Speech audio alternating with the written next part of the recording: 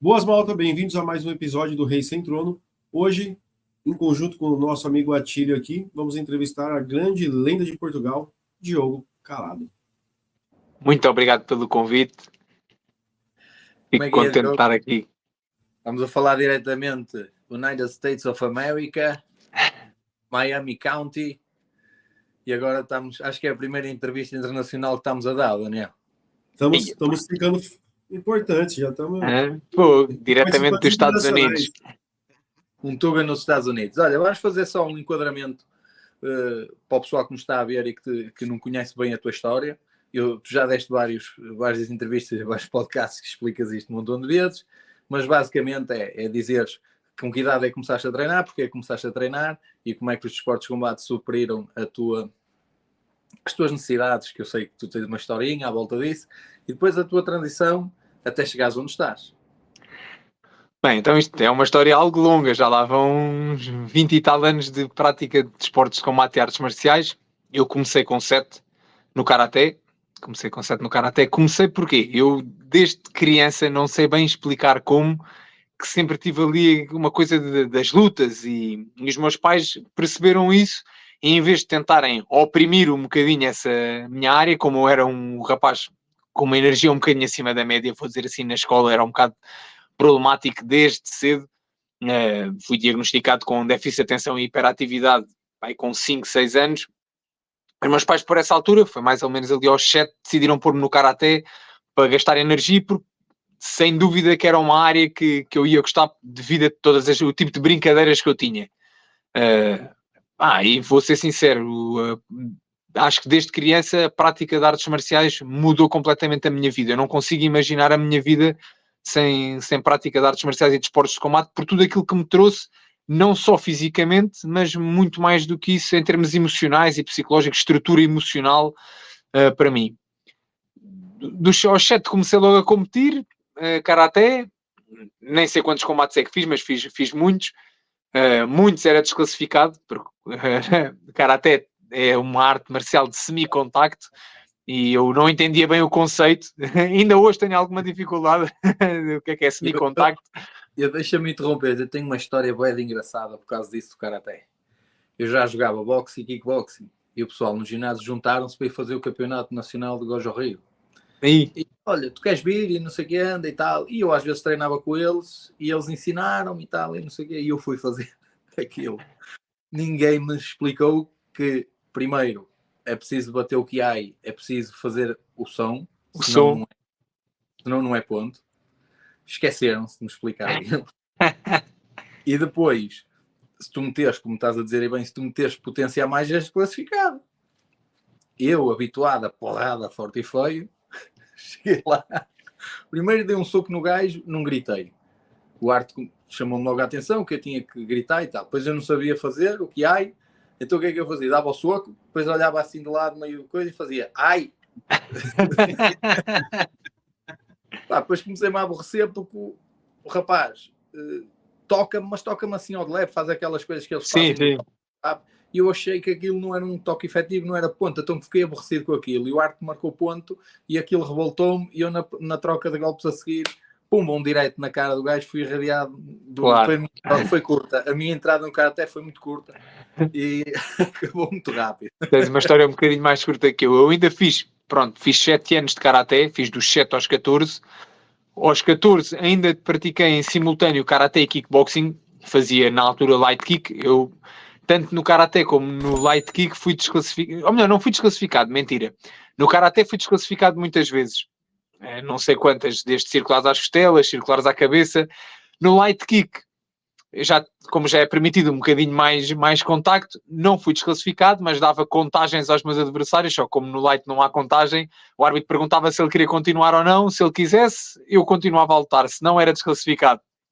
Fiz 3 combates de Light, depois na altura, o treinador que era o Nuno Neves, percebeu, ok, não vale a pena pôr este puto no Light, que isto só vai dar mais trabalho. Acabei por deixar o Karaté em simultâneo, porque percebi que as coisas não se conjugavam assim tão bem. E também o meu mestre, que era um mestre chamado Daniel Conceição, deixou de dar aulas e eu optei só por seguir o kickboxing e o Muay Thai. E, maioritariamente, eu considero-me um atleta de Muay Thai, não me considero um atleta de kickboxing, mas, na realidade, daí para a frente, se calhar a maior parte dos meus combates até foram em kickboxing e não em Muay Thai, mas eu sou um atleta, considero-me um atleta de Muay Thai de base. E pronto, dos 7 até aos 14 foi Karaté, depois dos 14 para a frente foi Muay Thai e kickboxing, e muita coisa aconteceu. Fui campeão do mundo pela primeira vez com 17 anos, na IFMA, campeão do mundo de júniores na Tailândia. Depois já tenho inúmeras medalhas em campeonatos internacionais, desde campeão do mundo de séniores, a medalha de prata, várias vezes. Uma medalha bastante importante que eu tenho foi agora em 2022, aqui na América também, mas em Alabama, no outro estado, foi a medalha de prata no World Games.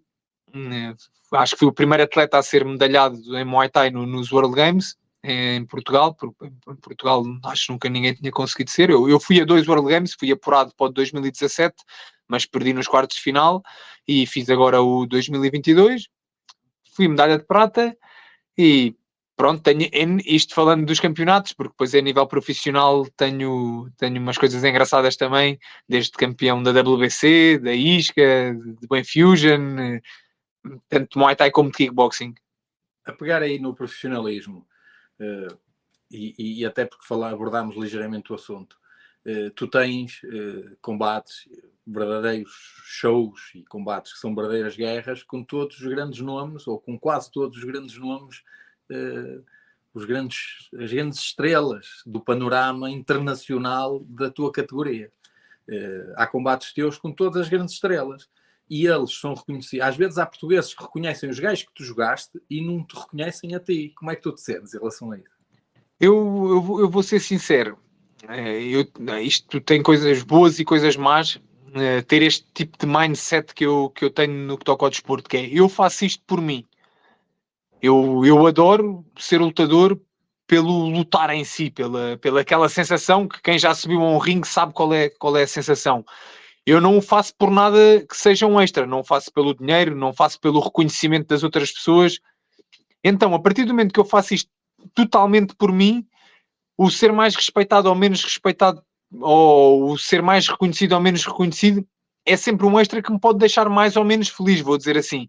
Eu desde muito, muito cedo percebi que, para já, quando comecei a fazer algumas coisas engraçadas, como disse agora, foi relativamente cedo, foi com 17 anos, fui campeão do mundo pela primeira vez, havia muita gente que me reconhecia, mas pelo benefício que era, ou quererem que o Diogo Calado treinasse com eles, ou sei lá, dizerem que eram meus amigos, o que fosse. Então eu percebi rapidamente, não é isto que eu quero lutar porque eu gosto de lutar.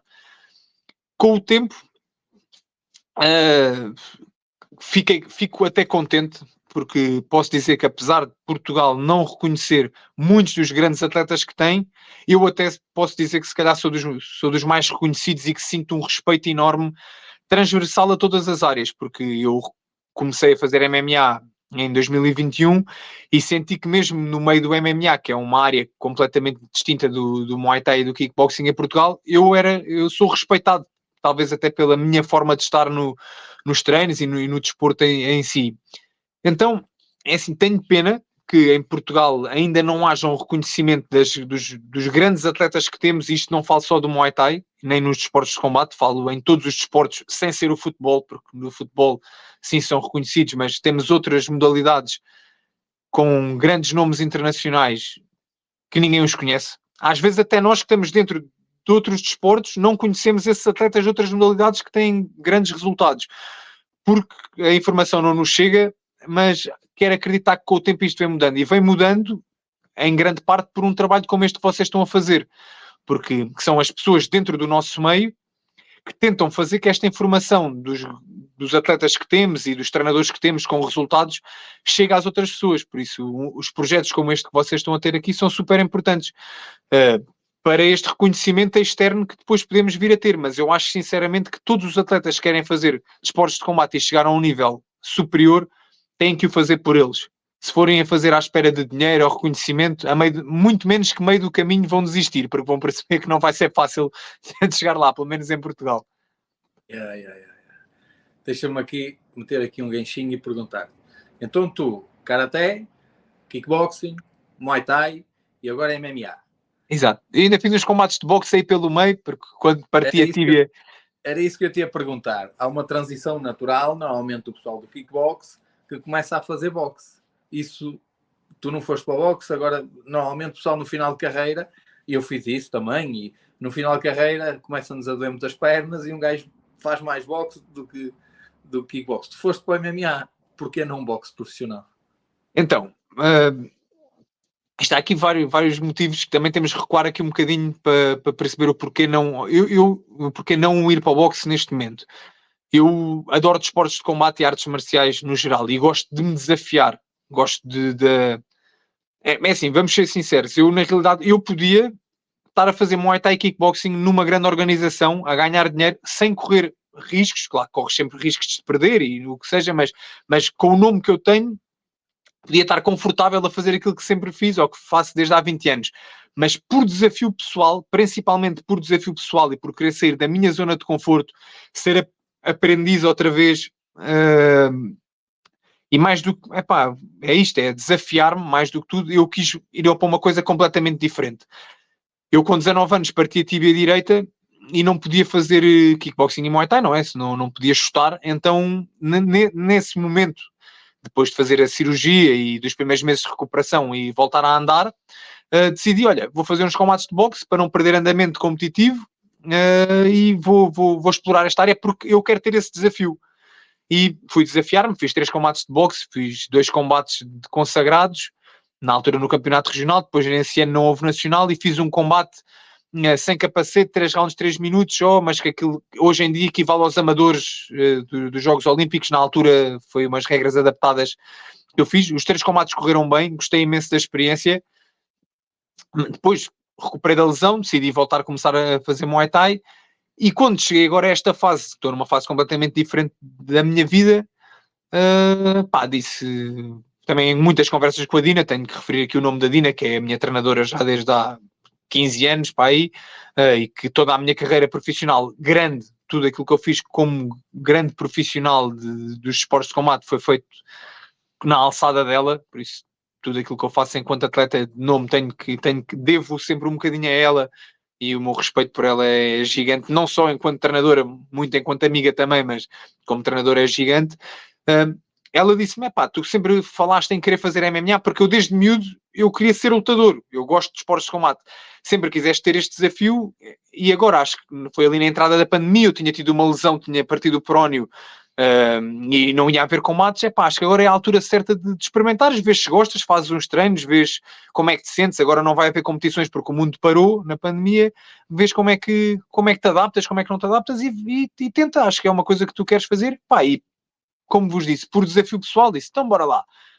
Eu tinha feito uma vez jiu-jitsu na brincadeira com os amigos meus, quando partiu o maxilar ou qualquer coisa, não podia levar pacadas na cara, então durante um mês andei ali 2 vezes por semana e ia treinar com eles, e comecei isto agora praticamente novo, eu já não me lembrava de nada do que era jiu-jitsu. E tem sido um desafio incrível.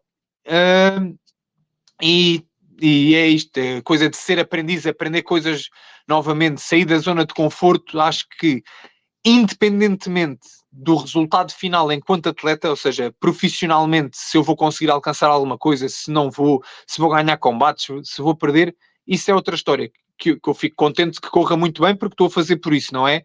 Mas a experiência de vida que isto me está a trazer, com a idade que eu tenho, sair da minha zona de conforto, ser aprendiz novo, expor-me a estas condições. Eu passei a minha vida a viver em campos de treino na Tailândia e dormir em colchões no chão, mas com 33 já não me apetecia muito estar a dormir aqui num colchão de ar, num quarto que é um escritório do ginásio, com pessoas que eu não conheço de lado nenhum, chegar aqui de novo, ninguém faz puta ideia quem é que eu seja, e cá estou eu, depois lá começam a perceber, espera aí que este gajo sabe andar à porrada.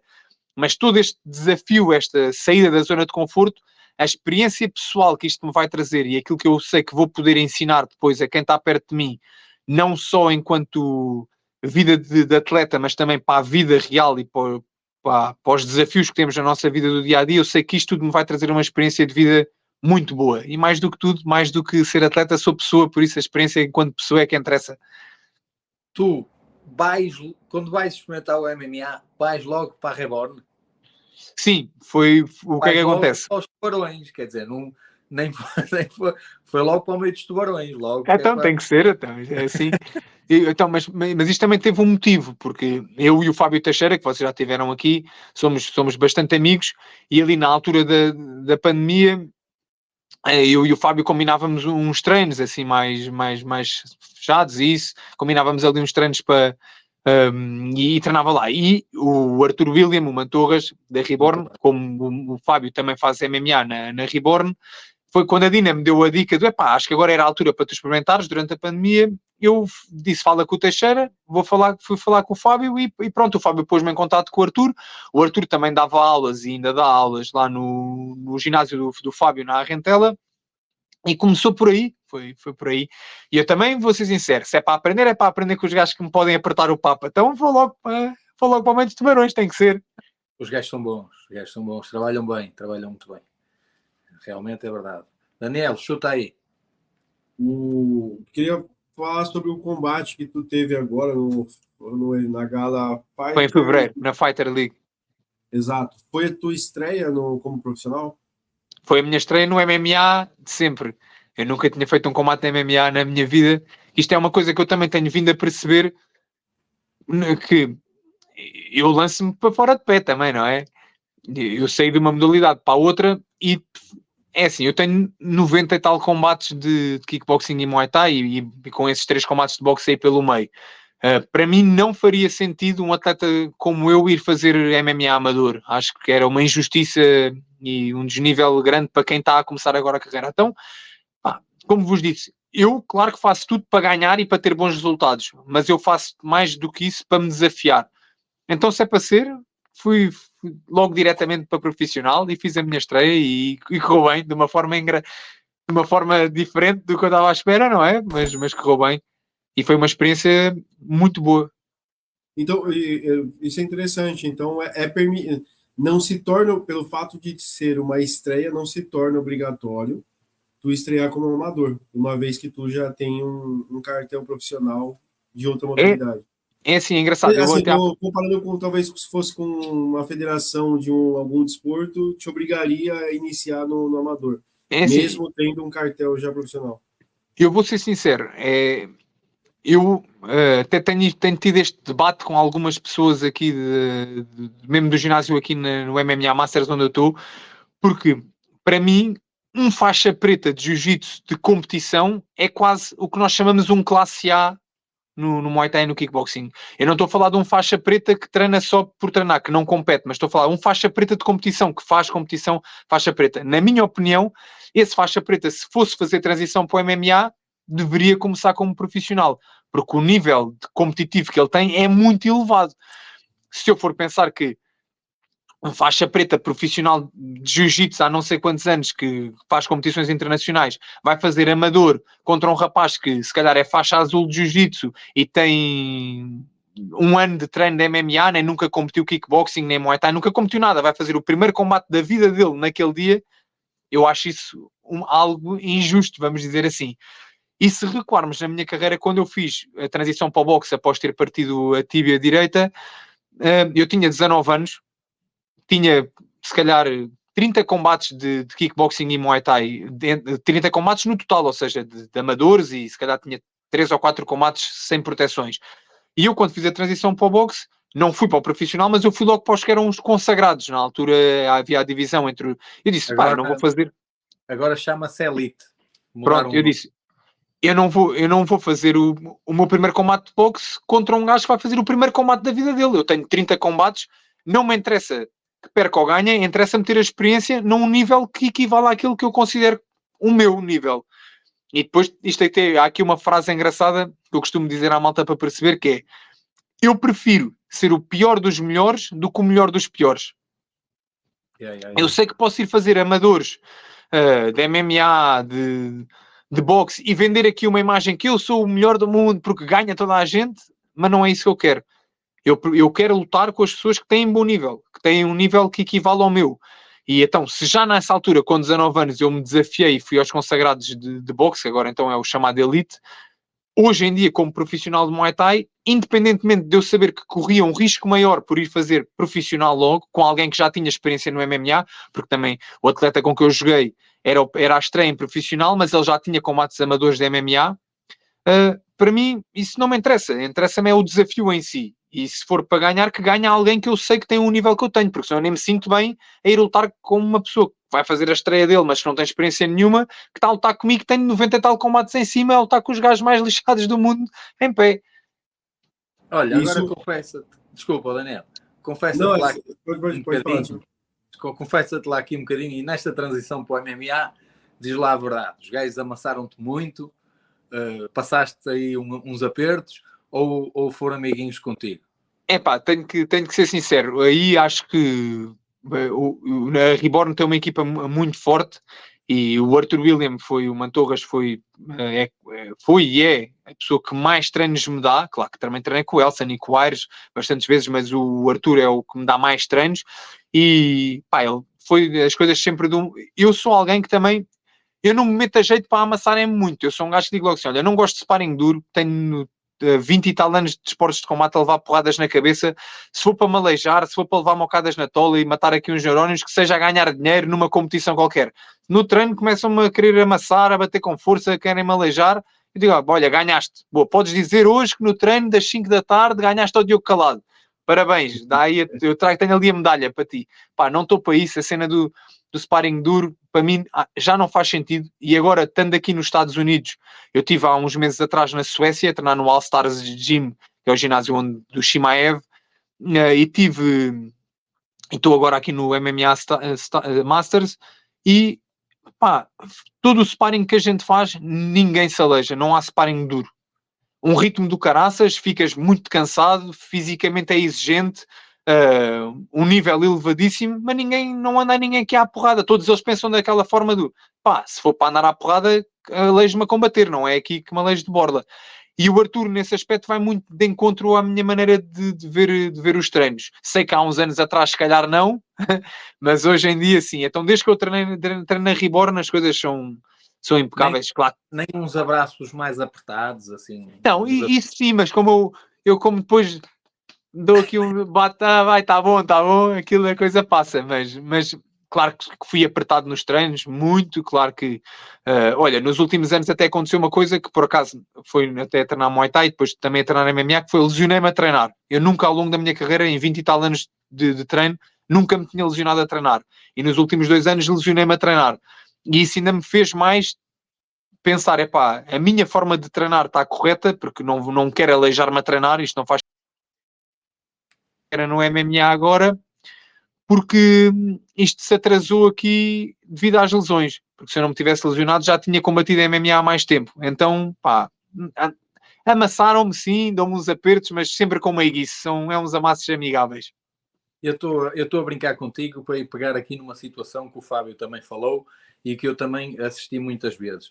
Eu como comecei e fiz a transição para o MMA já há muitos anos e depois também tive uma temporada nos Estados Unidos, depois vim e agora nos últimos anos prioridade do jiu-jitsu e sempre jiu-jitsu, e eu comecei a observar muito que o pessoal do strike, quando já tem determinado nível dentro do strike, que há ali um impedimento deles ou continuarem no grappling por causa disso, porque levam os amassos, têm que baixar o ego e bater umas vezes e o pessoal, tu entendes o que eu estou a dizer, há ali um orgulho pessoal que não se quer, não quer amarrar a faixa branca e começar do início.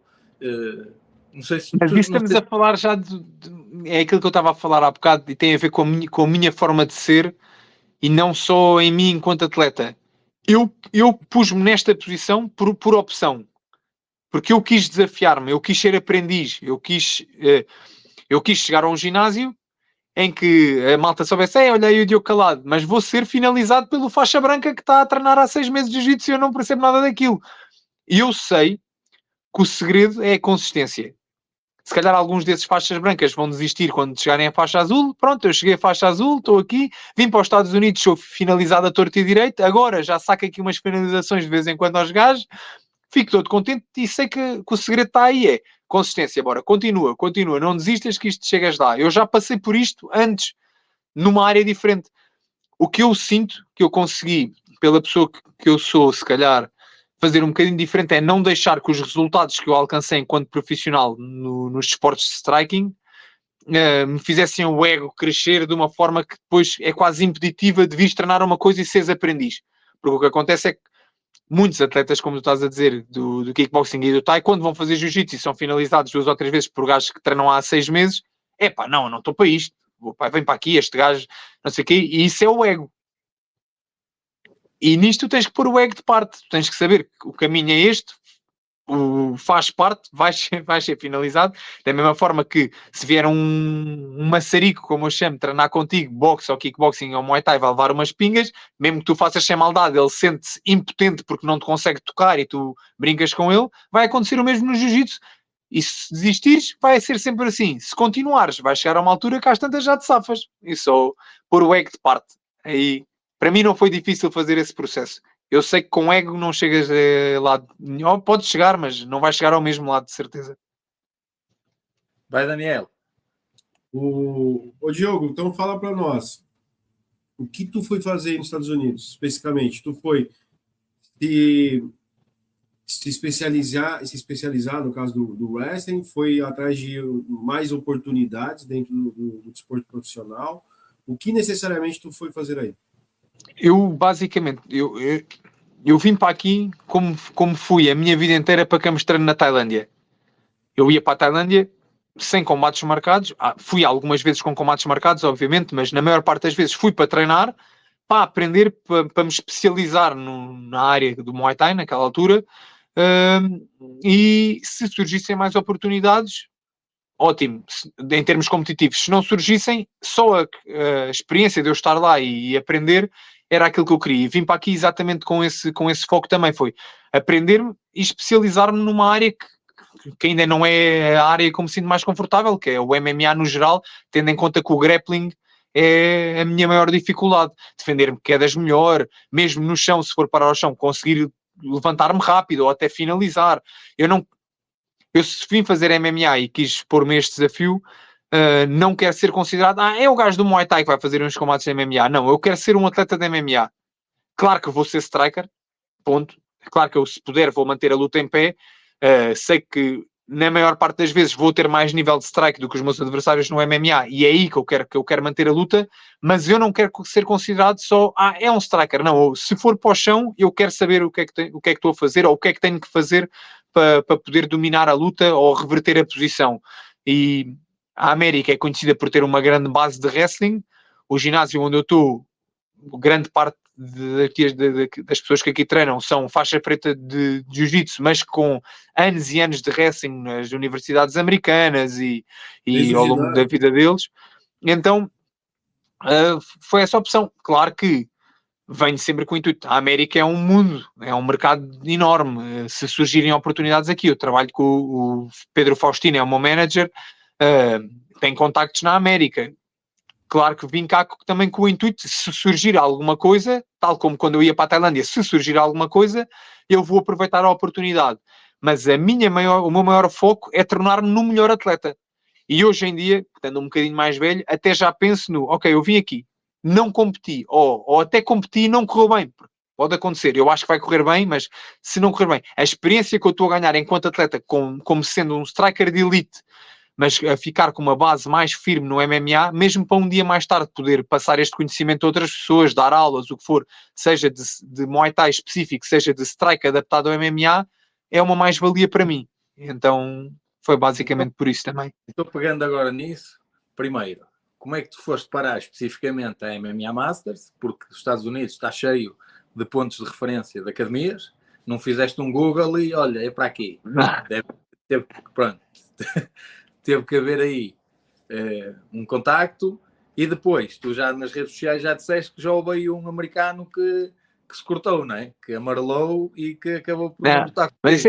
Mas isso foi diferente, mas uma coisa de cada vez. Então, eu vim parar o MMA Masters, o Pedro Faustino, o meu manager, tem alguns contactos em ginásios aqui nos Estados Unidos.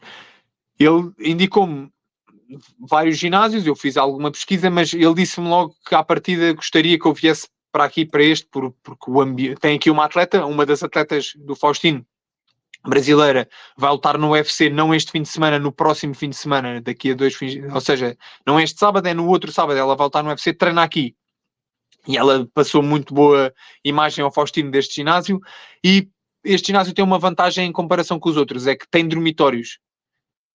Tem aqui uns quartinhos, pronto, meio improvisados, mas que dá para a malta ficar aqui a dormir. E então o custo que eu teria de ir para outro ginásio, pagar o treino e arrendar uma casa ou um quarto, seria muito maior do que vir para aqui.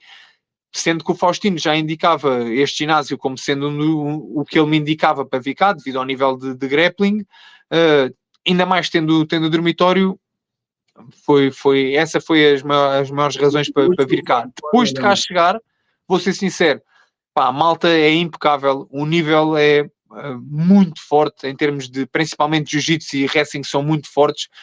Há bons strikers também, mas a escola deles de grappling é incrível, e são muito bons no mix, conseguirem estar a fazer sparring contigo e fazerem um mix de estão a fazer strike, de repente entram em queda, depois esse mix é muito forte, que é o que eu também necessito. Eu, se o combate ficar só em pé, eu estou bem, mas se conseguir fazer um mix entre dar quedas, ir para o chão, levantar, defender, eles são muito fortes nisso. Por isso, eu até poderia, como eu vou ficar aqui um período mais tenso, poderia ir pesquisar outros ginásios, ir procurar outros ginásios, mesmo aqui em Miami há outros ginásios, onde está, por exemplo, o André Fialho e tudo, mas como, sinto-me tão bem aqui, fui tão bem recebido, para já, nestes próximos tempos, vai ser esta a minha casa, e sinto-me muito bem aqui. Ok. E o gajo que exatamente, e o gajo que recrutou. Bem, isso, na realidade, o rapaz, eles organizaram aqui uma gala há umas 2 semanas atrás num ginásio, e no fim de semana, antes de ser o fim de semana da gala, o promotor aqui da gala, que é um rapaz que está a trabalhar aqui na parte burocrática, é tipo o agente da equipa, perguntou-me, queres lutar grappling? Eu arranjo-te um adversário. Eu disse, olha, bora, vai. Por mim é já. Olha, nunca competi grappling, mas bora. Ele disse, ok, vou tentar arranjar um adversário para ti. E ele deve ter mandado o meu perfil ou o meu currículo. Disse, olha, ele já é faixa azul, mas nunca competiu nada de grappling, era sem kimono, eu só faço sem kimono, mas é striker e não sei o quê. E mandou o meu currículo para alguns. E houve um rapaz, ele na quarta-feira, antes do combate, disse, já tenho adversário para ti, e depois no dia do combate disse-me que o adversário afinal tinha dito que não, porque tinha visto que eu já era atleta, eu não considero isso um meninoso ou o que fosse. A Dina até me disse uma coisa engraçada, que é isso mostra que eles até têm noção, porque um atleta até pode ser strike, que não é grappler, é strike, mas que já tem uma noção competitiva elevada, que sabe o que é alto nível de competição, não vai ser, provavelmente não será um iniciante como um iniciante que está a fazer pela primeira vez desporto há 6 meses ou há 1 ano atrás, não é? Ou mesmo que seja há 2, ou que já tenha competido uma vez ou outra. Então não se quiseram arriscar. E eu até compreendo, porque é o que eu digo, independentemente de ser um desporto completamente diferente, é a luta. Eu tenho uma boa noção do que é lutar, do que é que já é, seja no chão, seja em pé, sem me safar. E então... Tu achas que isto tem muito a ver com esta trend, esta onda agora do pessoal, que começou com o Mayweather, não é? Porque toda a gente quer estar a 0, ninguém quer perder. Parece que um atleta tem uma derrota na carreira, que é o fim do mundo, e estes miúdos, eu vejo estes miúdos, e às vezes até vejo de perto, pronto, que perdem e o mundo cai. E eu não consigo entender porquê. Eu, na minha altura, eu lavava forte e feio na tableta, perdia, metia a viola ao saco e no fim de semana seguinte chegasse à minha beira, olha, quer jogar futebol ou quer jogar aqui, que eu quero. E um gajo perdia 2, 3 vezes, depois ganhava 2, 3, depois perdia uma, depois ganhava 2, e estes altos e baixos é que davam aquela base de tu, quando chegavas ao profissionalismo, já estás a um nível técnico-tático acima da média. Agora, ninguém se quer arriscar, ninguém quer fazer isso, ninguém quer arriscar, se o adversário for melhor um bocadinho já não vou, porque pode ficar no meu currículo, e eu não concordo muito com isto, meu. É assim, eu não concordo nada, não é? Não concordo muito, eu não concordo nada com isso, mas temos aqui duas coisas diferentes, que é a tua carreira amadora para a tua carreira profissional. Sendo que, atenção, eu acho que no kickboxing e no Muay Thai a noção desportiva do que é desporto e de que a derrota faz parte do desporto é muito menos limitadora do que é no MMA. No Muay Thai é bastante comum tu teres atletas em grandes organizações, vamos falar do One, do Glory, que perdem 2 ou 3 vezes seguidas, mas fazem bons espetáculos, continuam no Glory, continuam no One e continuam a lutar e se calhar até perdem mais uma vez, mas depois ultrapassam aquela má fase e ganham 10 vezes seguidas, o que fosse, porque lhes é dada a oportunidade de evoluir com as derrotas também, e acho que nós, como lutadores de strike, damos muito mais valor à performance em si do que ao resultado. Eu estou a ver uma luta entre o canto azul e o canto vermelho. Pá, e o canto azul está a perder, nitidamente, está a perder, mas até ao final está a tentar. É um guerreiro do caraças, é daqueles gajos que levam uma contagem no terceiro round, mas levanta-se e consegue fazer um bom quarto round, e no quinto round é o último round, ele sabe que está a perder, mas está a ir atrás do prejuízo. Tu chegas ao fim e dizes, o de vermelho ganhou muito bem, mas porra, ganda guerreiro que é o gajo de azul. Se calhar até vais dar mais valor ao gajo que perdeu do que ao que ganhou, porque vais dizer, Fonex, ganda guerreiro, tu viste aquilo, o gajo levou uma contagem, levantou-se, continuou. Nós damos muito mais valor à performance. No MMA, a performance é... Tu podes estar a fazer um combate da treta, estar a perder e ganhas por KO, porque por sorte fechaste os olhos e mandaste uma mocada. O que fica no teu currículo é que ganhaste por KO. E eles dão muito mais valor ao resultado do que à performance. Mas eu acho que isso vai mudar com o tempo, porque o MMA é um desporto relativamente recente, e a visibilidade que está a ter é uma coisa também recente. O MMA explodiu nos últimos 5 anos, vamos dizer assim. 5 anos deu aqui mesmo um boom do caraças. E com o tempo eles vão perceber que se começarem a mandar para baixo os gajos que vão perdendo, todos vão perder mais cedo ou mais tarde. Está bem que vão aparecendo atletas novos, mas mais cedo ou mais tarde todos vão perder. E em termos desportivos, o ganho que eles têm a permitir que as pessoas percam, mas evoluam com a derrota e se tornem ainda melhores atletas, vai ser muito maior, mesmo em termos de marketing de empresa e em termos monetários. Agora, o que acontece é que eu acho que, principalmente no mundo ocidental, porque no mundo oriental as coisas funcionam um bocado diferente, mas aqui nós que somos um bocadinho influenciados pelos americanos, eles têm muita coisa dos super-heróis, de vender este Floyd Mayweather que nunca perdeu, que é invencível. E nós, enquanto atletas, sabemos que isso não existe. Não existe o gajo invencível. Um gajo que é invencível há sempre que estranhar aqui qualquer coisa. Ele pode ser muito bom, mas teve a carreira muito bem gerida, teve os árbitros do lado dele ali 2 ou 3 vezes, só lutou com o gajo X porque ele estava a vir de uma má fase. Pronto, há aqui uma gestão de que ninguém é invencível. Se tu fores mesmo desafiar-te e lutar contra os melhores quando eles estão nas suas melhores fases, umas vezes vais ganhar, outras vezes vais perder e não há como fugir a isso. Mas eles estão aqui, principalmente estas grandes empresas como o UFC e a malta do MMA, está a vender ao público de que existe este poder de super-herói que te torna invencível. E isto é uma coisa que vai demorar algum tempo até educar as pessoas de que não, que a derrota faz parte do desporto e que vai acontecer mais cedo ou mais tarde. Acho que é tudo uma questão de tempo. Se calhar não vai ser nos próximos 10 anos que isto vai mudar no MMA, mas daqui a 10 anos já vais ver aqui uma mudança da forma de olhar para os atletas, mesmo nas derrotas. Eu tenho uma opinião pessoal até de uma entrevista que tu já deste, que eu concordo totalmente contigo, que é exatamente ao que tu estás a falar, mas em relação aos cintos e às organizações. A mim interessa muito menos que a organização é que eles estão a disputar o cinto, interessa muito mais quem é o adversário que ele está a jogar ou não. Porque há pessoal que a gente conhece que tem cintos de organizações até que são das mais caras e das mais nomes, mas o adversário era uma merda. E às vezes vês um gajo que até tem um cinto de uma organização de segunda linha ou terceira linha, mas que jogou com um gajo altamente experiente e foi um combate do caraças, e é um gajo que a gente até conhece e que depois, no meio, tens pessoas do meio a dizer assim, tu já jogaste com esse gajo, eu já joguei com esse gajo aqui e ali, esse gajo é mesmo bom e tal. Na verdade, não interessa muito qual é o cinturão que tu tens, interessa quem é o adversário que tu jogas. Sem dúvida alguma. E eu conheço muitos, não é muitos bons, conheço grandes atletas mesmo sem cintos praticamente nenhuns, que jogaram na alta roda a vida inteira e que são umas máquinas do caraças. Os cintos pouco ou nada querem dizer. E voltando aqui a este tema que tu me estás a perguntar, até por causa da derrota e da vitória, a Dina diz uma frase muito engraçada que é: o medo de perder nunca pode ser maior do que a vontade de ganhar. Ou seja, tu tens que tens que te arriscar e ter mais vontade de ganhar do que medo de perder. E hoje em dia, com o medo de perder, então, e até para quem vir isto, deixo aqui um conselho para os atletas que estão a começar agora de novo e são atletas em Portugal, têm que esquecer isso.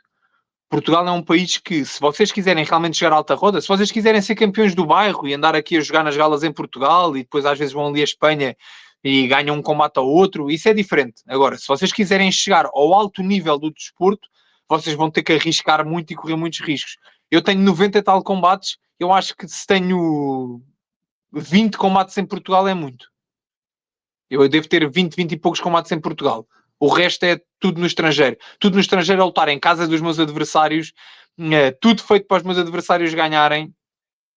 Vou ter que correr riscos. Se eu nunca quisesse perder, só lutava em Portugal, com os árbitros do meu lado, convidava os gajos, mas isso em Portugal não dá para fazer. Não temos estrutura desportiva, nem dinheiro para conseguir investir numa gala. Eu, quando comecei a chegar a um nível um bocadinho mais elevado, os atletas com que eu jogava ganham muito bem. Uma gala, só se tu fizeres uma gala inteira em Portugal, se calhar não paga o cachê do meu adversário só. Quanto mais a estadia no hotel, o bilhete de avião, para o treinador, no que fosse. Então eu tive que me expor ao risco de perder. E quantos combates não fui eu ao estrangeiro a lutar contra grandes gajos, ganhei e deram uma derrota no final. Muitas vezes.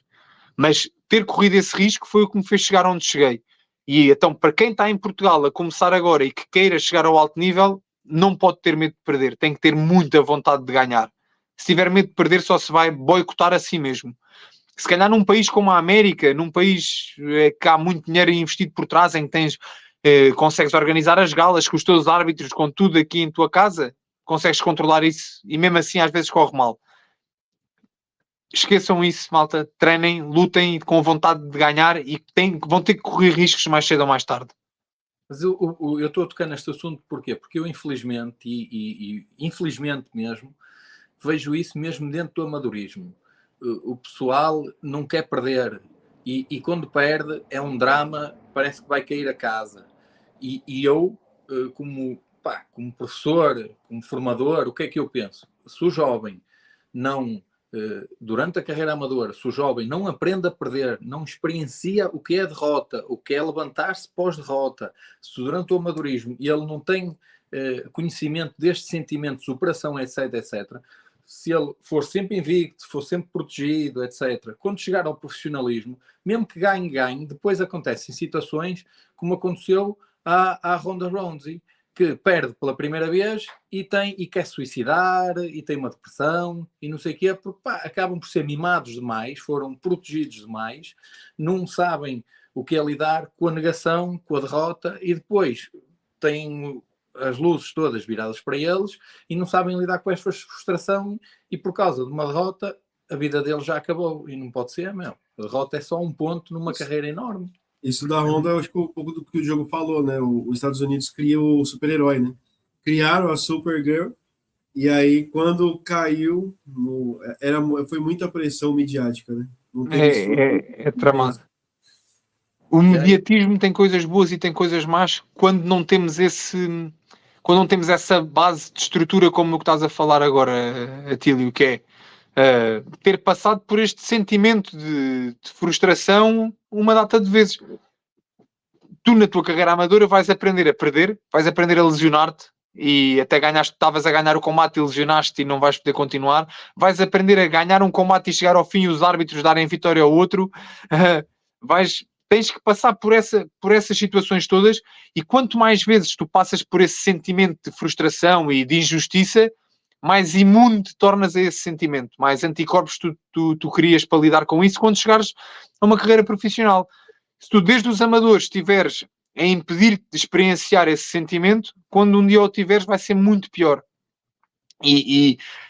Mas eu acho que isso tem muito a ver até já com a educação que se está a dar a esta nova geração de crianças e adolescentes em que parece que tudo é fácil e que não pode haver uma contradição, não pode haver uma adversidade, não, vamos por aqui, que é o caminho mais fácil, é mais seguro, ou não se diz que não, isso, quando todos nós, mais cedo ou mais tarde, vamos passar por frustrações, Não há como... Isso não tem só a ver com a vida profissional, estou a falar mesmo a nível pessoal.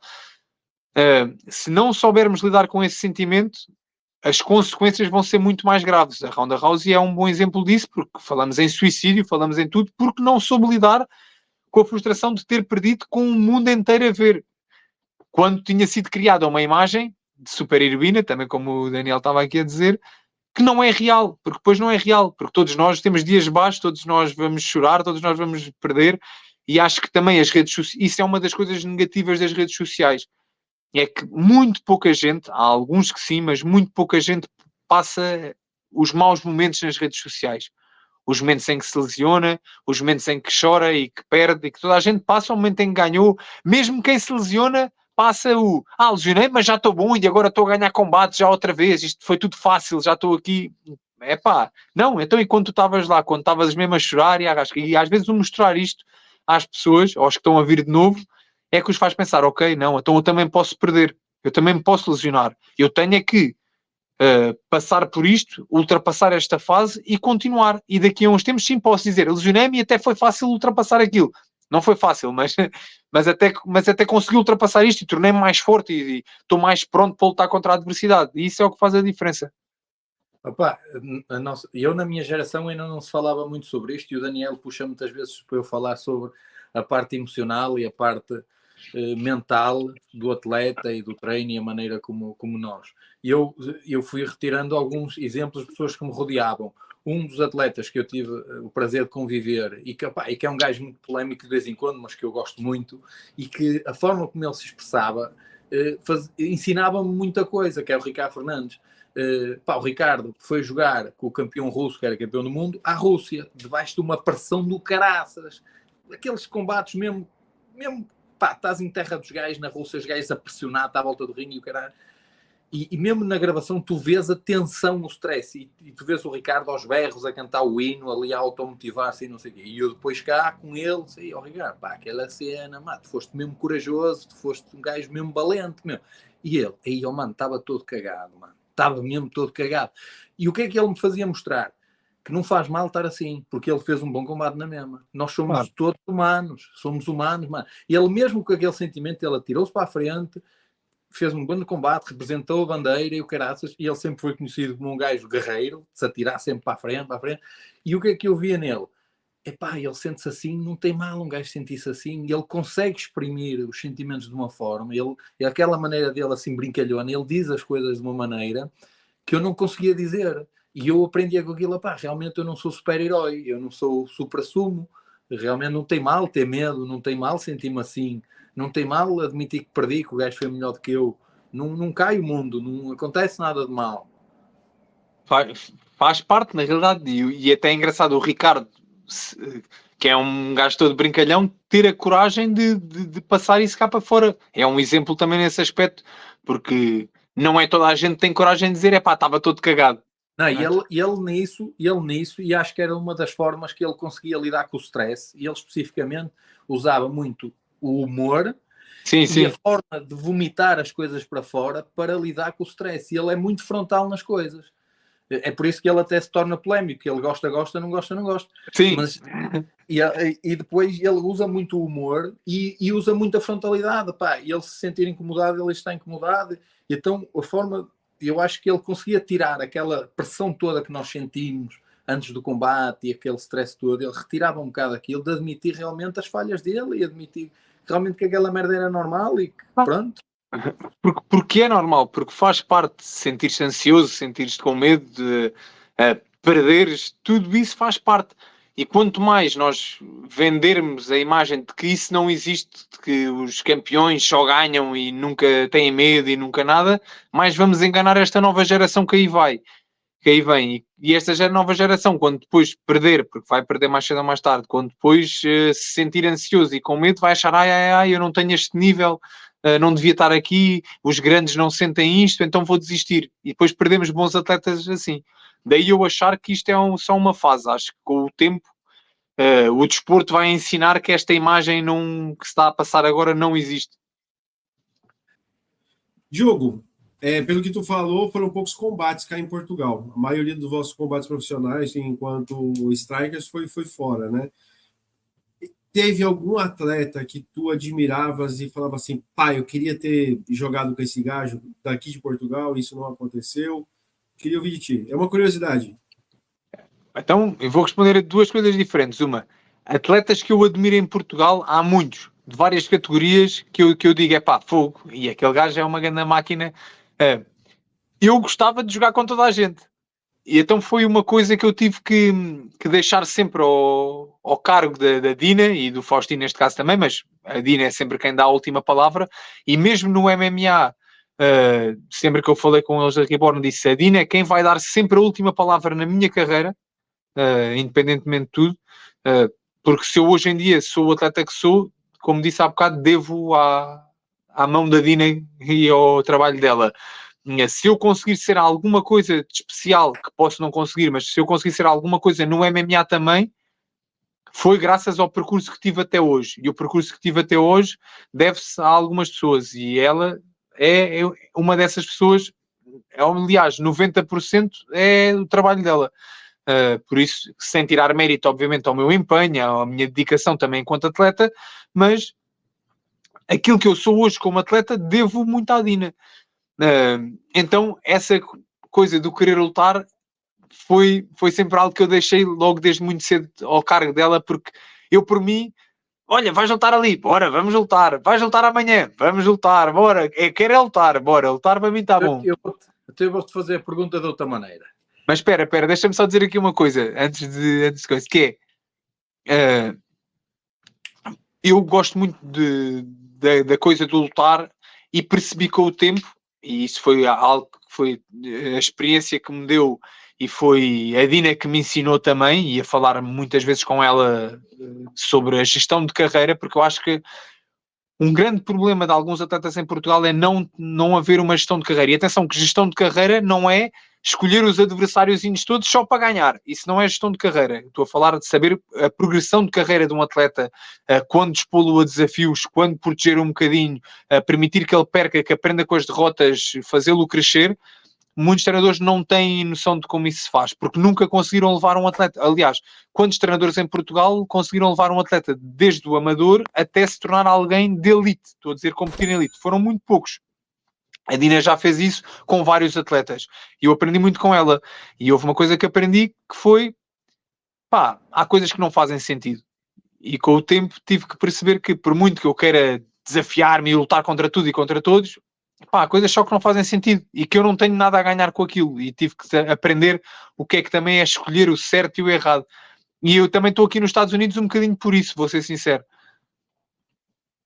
Então, eu mudando um bocado a conversa, a pergunta de Daniel, pergunto desta maneira: quem foi em Portugal aquele adversário que tu jogaste e que disseste assim, que treinaste para ele e que disseste assim, não, este gajo é bom mesmo, é o teu némesis, aquele gajo que te fez mesmo suar, que te fez passar mal?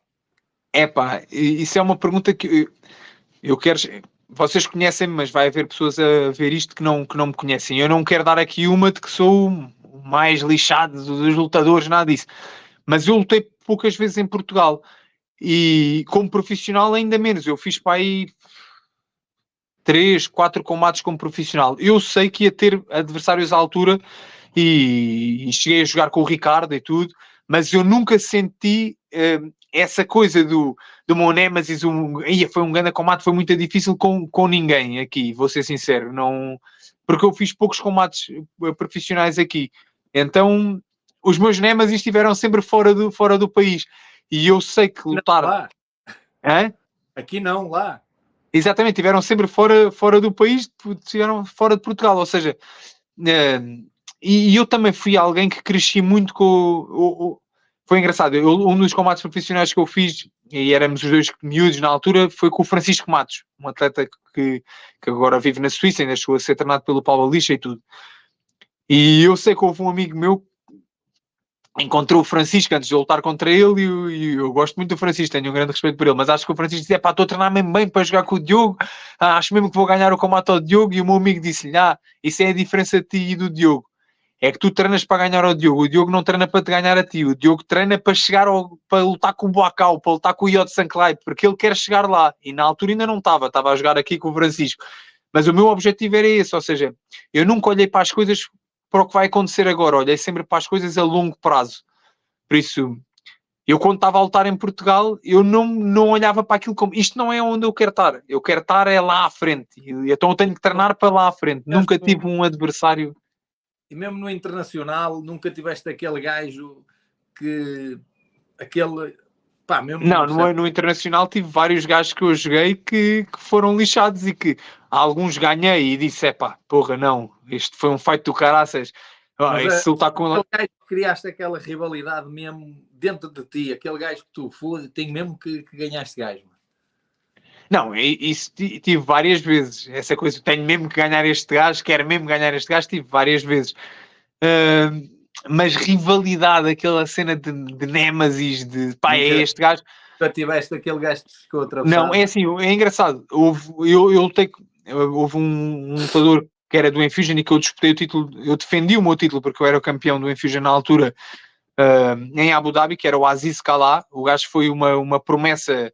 Uma promessa não, ele tornou-se mais do que uma promessa, passou esse patamar de promessa no Enfusion. Ele era bastante conceituado na Holanda e depois ali nos países Marrocos, França, tudo, como tem uma grande cultura mais árabe. Ele era marroquino, vivia na Holanda, ele era muito respeitado e era um atleta. Eu acho que ele teve para aí uma ou duas derrotas no total da carreira dele, ou no máximo acho que teve 3, e uma delas foi comigo. E o gajo, num dos torneios de Enfusion, daqueles em Abu Dhabi, que era quem ganhasse ganhava $100,000, ele disse, se eu escolher para lutar com alguém no torneio, escolho o Diogo Calado porque ele ganhou-me e eu quero não sei o quê. Mas era ele que olhava para mim como némesis dele e não o contrário. Por isso é engraçado. Depois, é assim, fiquei lixado em alguns combates. Por exemplo, eu lutei com o Yohan Lidon, na altura que o Yohan Lidon ainda era um gajo lixado. Vou ser sincero, foi a maior roubalheira da minha vida. Eu acho que eu dei-lhe 20-0. Chegaram ao fim, deram a vitória ao Arnolidon. Esse combate tem uma história muito engraçada porque o combate era para ser em Muay Thai com luvas de MMA. Eu estava a aquecer para o combate e com a Dina, na altura também estava lá uns outros atletas portugueses que iam jogar, e eles vieram-nos entregar luvas normais. E nós não dissemos nada, eles vieram entregar luvas normais. Quando fizemos, então não é com luvas de MMA, não, é Muay Thai com luvas normais. Em França, na altura, era obrigatório jogar com cotoveleiras. A gente pôs as luvas, pôs as cotoveleiras, fomos para cima do ringue, chegamos acima do ringue, em kickboxing, K1, e em K1 em França, mesmo no profissional não podes agarrar a perna, aquilo é regras da WACO, quase como no amador. Passou de Muay Thai com luvas de MMA para Muay Thai com luvas normais, para 2 minutos depois era kickboxing. E nós, não, desculpa, o combate foi marcado em Muay Thai, não sei o quê, uma grande confusão em cima do ringue. Na altura, o treinador do Yohan Lidon e do Fábio Pinca, porque é o mesmo, o Fábio Pinca é que estava a organizar a gala, o Fábio Pinca foi ao nosso canto com o treinador dele e nós temos, o Fábio, foi tudo marcado contigo, o combate era em Muay Thai com luvas de MMA, e o treinador dele diz assim, quem manda aqui sou eu, o Fábio é meu atleta, isto é em kickboxing, ou então tu não jogas. E naquela altura eu já era um atleta que estava a começar a aparecer na alta roda, mas ainda não era muito, muito conhecido. Se eu recusasse lutar ali naquele momento, por estarem a mudar as regras, iam manchar completamente a minha carreira. O Nasser Kassem, que era o treinador do Pinca e do Lidon, isso ia completamente boicotar a minha carreira na Europa. Eu disse logo assim, não, que se lixe, bora, vamos lutar. Lutámos em kickboxing, dei-lhe uma grande tareia, deram a vitória ao Lidon, e eu fiquei para sempre com a coisa do, caraças, queria lutar com este gajo outra vez, só que nunca na vida isso iria acontecer. E aconteceu a mesma coisa com outro atleta francês, que eu acho que não tem nenhuma derrota, que é o Hamzan Goto, tem 2 metros, é um gajo com 2 metros. Eu joguei com ele numa maluqueira do caraças, que é eu e a Dina, fomos jogar a França e nessa noite saímos de França diretamente para a Rússia para ir jogar na IFMA. Ou seja, fizemos 5-3 em França com o gajo que era campeão da WBC e do mundo e não sei o quê, para depois, 2 dias depois, estar a jogar na IFMA, em Elite, no campeonato da Taça do Mundo. Foi uma história engraçada. E eu fiz 5-3 com o Hamzan Goto. O Hamzan Goto nunca tinha perdido, eu não sei se ele já perdeu alguma vez, eu acho que ele nunca perdeu. O gajo tem 2 metros, é um gajo que não é tecnicamente super evoluído, mas por ser tão grande é difícil tu te enquadrares. eu fiz um combate tipo a gerir, quer dizer, não fiz a gerir o combate, fiz para ganhar, mas cheguei ao último round e a Dina disse assim, pá, olha, o combate está equilibrado, mas tu ganhaste o combate, gera agora, não te mates, tipo, hoje à noite vamos de viagem, não vale a pena matares, tipo, o combate está ganho. E o combate foi tac-a-tac, pá, mas em França tac-a-tac não tens hipóteses, não existe tac-a-tac em França, tac-a-tac está o outro a ganhar. Pá, e eu cheguei ao final e deram a vitória ao Amzangoto, e eu hoje em dia vejo a luta, no momento fiquei pior que estragado. Eu fiquei mesmo, olha, foram poucos os combates em que eu fui, por exemplo, eu fui roubado com o Johan Lidon e saí a rir-me, porque eu dei-lhe uma tarefa tão grande que saí tipo naquela, até os franceses estavam malucos, tipo, ia, pá, ganhaste, ganda vergonha, não sei o quê, o que fizeram, ganda vergonha.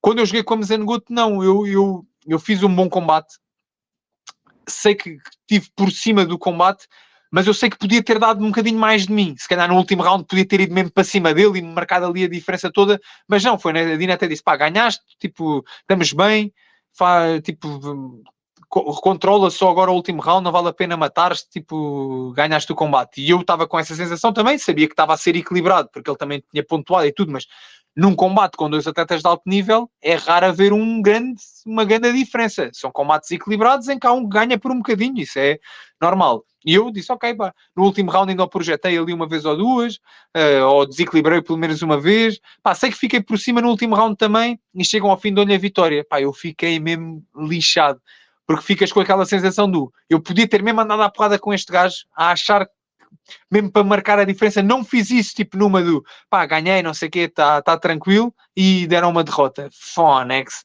Pá, aí gostava de ter lutado outra vez. Sei que depois, uns tempos mais tarde, um speaker de França, que é uma pessoa que eu tenho em grande consideração, que sempre que vou à França até ao encontro, há uns tempos atrás fui fazer o canto a um rapaz da Dina, que é o Guilherme Vaz, e esse speaker estava lá, e esse speaker uns tempos mais tarde quis organizar um evento, quis fazer a revenge entre mim e o Amzangoto, mas o Amzangoto disse que não gostava do meu estilo de jogo e que não queria lutar. Pronto. Eu estou aqui foram assim os meus némesis, principalmente porque foram derrotas que eu tive que sei que não foram bem derrotas, então ficas com aquele sabor agridoce. Sim, mas eu estou aqui a querer criar um bocado de polémica, não é? A ver se dá um bocado de canal para fazer um corte, mas contigo não está a dar. Contigo... Opa, eu acho que todos os atletas têm aquele atleta que fica rival. Depois, com o tempo, até ficámos amigos dele. Um gajo fica todos amigos. Yeah. Mas durante a carreira há ali uma situação, eu tenho a minha situação, a minha experiência pessoal, que foi com o Susano. Eu jogo 2 vezes com o Susano, 2 finais nacionais, e ele ganha-me as 2 finais aos pontos. Ei, pá, eu não podia ver o gajo, ficava mesmo aborrecido de ver o gajo. E 2 grandes fights, 2 grandes combates, muito divididos. O Susano a chutar imenso, eu a boxar imenso, a andar para a frente. 2 grandes combates. Epá, depois, passados uns anos, acabámos de fazer parte da mesma equipa como profissionais, e eu até lhe fiz canto muitas vezes, e ia com ele para os sítios, e a gente ficava a dormir no mesmo quarto e tudo, e criámos uma amizade enorme. Mas ele comigo era aquele gajo que eu dizia, pá, eu tenho que treinar para ganhar aquele gajo, porque aquele gajo foi... Depois com o tempo... Era só a dose de motivação. Depois, e ele sabe disso, que a gente fala disso muitas vezes, e depois com o tempo aquilo desapareceu. Depois a gente resolvia no treino também. Depois no treino andavam à porrada, pronto. Depois no treino andávamos à porrada, mas eu acho que todos os atletas têm ali um toquezinho, alguém que fica atravessado. Mas pronto, vou passar a outro assunto polémico, que é YouTubers a fazer luta, YouTubers a fazer boxe. Tu foste um assim. Que... Eu já falei disto num podcast, por acaso, foi com o Salgueiro, e vou dar a minha opinião o mais sincero possível, que é, eu não tenho nada contra ninguém fazer boxe. E eu acho que os YouTubers, a fazerem as coisas bem feitas, até podem ser uma mais-valia. Porque podem dar uma visão. Vamos dar o exemplo do Jake Paul. Eu olho para o Jake Paul como um boxer? Não. Eu olho para o Jake Paul como um YouTuber. Mas, ele como YouTuber, os desafios a que ele se propõe como boxer, vamos dizer assim, ele tem nível para aquilo.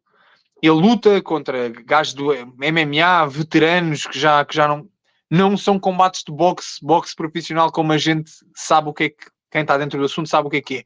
Mas ele, com isso, está a puxar e a dar uma visibilidade gigante ao boxe. Claro que é assim. vão dar uma volta quem anda aqui a dizer que faz isto pelo boxe e que não faz nada, faz aquilo por dinheiro e por gosto pessoal, porque lhe apetece e porque está a ganhar uma porrada de guita e se calhar a ter um tipo de respeito que não teria se fosse a fazer outro desporto, porque queiramos ou não, a luta é uma coisa que mexe muito com o instinto humano e nós respeitamos quem luta. Não interessa até se ganha, se perde, é mais a coisa. E este gajo é lutador. E ele quer ter esse respeito para ele. E como isso, outros youtubers fazem exatamente o mesmo, atrás de dinheiro e respeito. Ponto.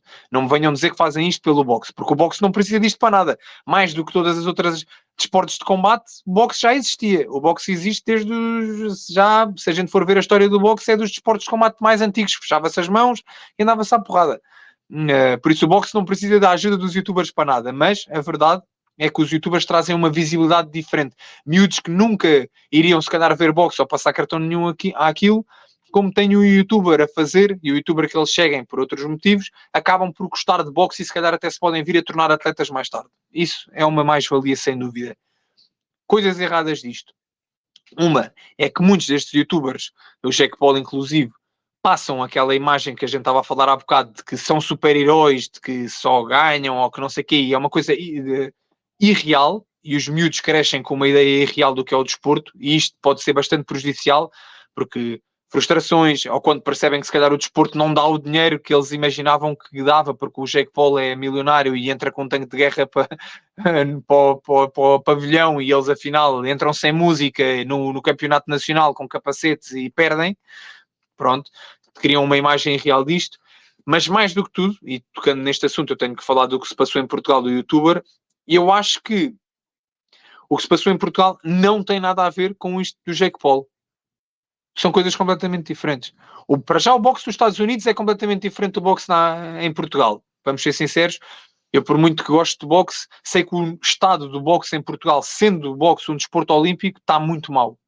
Em termos organizacionais, tudo está super desorganizado. Em termos federativos, pelo que me fazem chegar, eu dou-me com algumas pessoas dentro do boxe, as coisas também não estão a correr da melhor maneira nos últimos anos, sendo que temos tido atletas a ter alguns resultados mesmo no estrangeiro. Ainda agora tivemos um atleta que foi apurado outra vez para os Jogos Olímpicos. Mas o nível, no geral, para um desporto olímpico, em termos federativos, um desporto que poderia ter apoios do Estado e tudo em Portugal, não há. Por isso, o boxe em Portugal, a imagem do boxe para os Estados Unidos, já não há comparações nesse aspecto. Fora isso, eu acho que a forma como o youtuber fez as coisas em Portugal só mostrou o que, na minha opinião, e pode haver pessoas que não concordam comigo, até bons atletas, o Isma, se calhar é um exemplo disso, eu dou-me muito bem com o Isma, e ele tem uma opinião diferente no que toca a este assunto, e eu respeito todas as opiniões. Eu nem tenho nada contra o youtuber que fez isso, pelo contrário, eu até digo que acho que os youtubers têm direito, como qualquer outra pessoa, de fazer boxe. Mas eu acho que aquilo foi uma lupa para tudo o que há de errado no boxe em Portugal. Foi um atleta que nem amadores fez e foi diretamente para os profissionais sem nível nenhum, e atenção que o atleta, neste caso o youtuber, o número, se calhar ele próprio não tem a noção, não é? Ele nunca lutou na vida, treinou num cenário controlado, alguém lhe disse que ele estava preparado para lutar profissionais com um gajo qualquer que veio lá da Bulgária, ao lado do país em que veio, e se calhar o outro rapaz também, vamos ser sinceros, o adversário dele também era o que era, não mandava duas para a caixa, mas assim... foi o mas mesmo sendo mau, eu vi nem vi o combate, eu vi tipo um apanhado das pancadas que o número levou na cabeça, que foram, ele levou mais pancadas na cabeça num combate do que eu em 10 combates e eu sou profissional. Mas eu disse, ok, isto é a diferença entre um muito mau lutador, que era o búlgaro, e um gajo que não sabe lutar. Olha o corte, Daniel, olha o corte. É a diferença entre uma pessoa que sabe lutar, mas luta mal, e um gajo que não sabe lutar. Tipo, e a culpa não está no atleta em si, a culpa está em quem disse ao atleta que ele tinha capacidade para fazer aquilo e pôs a sua vida em risco. Depois, eu nem quero estar aqui a dizer nada, porque eu tenho muito respeito por muitas das pessoas envolvidas no evento. Mas para mim, na minha opinião, sem querer manchar mais aquilo que o evento já por si manchou a imagem da boxe em Portugal, eles nem a imitar foram bons. Porque se fôssemos a imitar o que se faz nos Estados Unidos isto, na minha opinião, faz todo o sentido, até para a imagem do boxe pode ser positiva. E ainda agora temos o Jake Paul a ir lutar com o Mike Tyson no mundo das artes marciais e dos esportes de combate. Para aqui para ver aí o Mike Tyson. Vai. Se o Mike Tyson ganha, se perde com o Jake Paul, quem é que está a votar por quem? Não, mas toda a gente está a olhar para o boxe outra vez.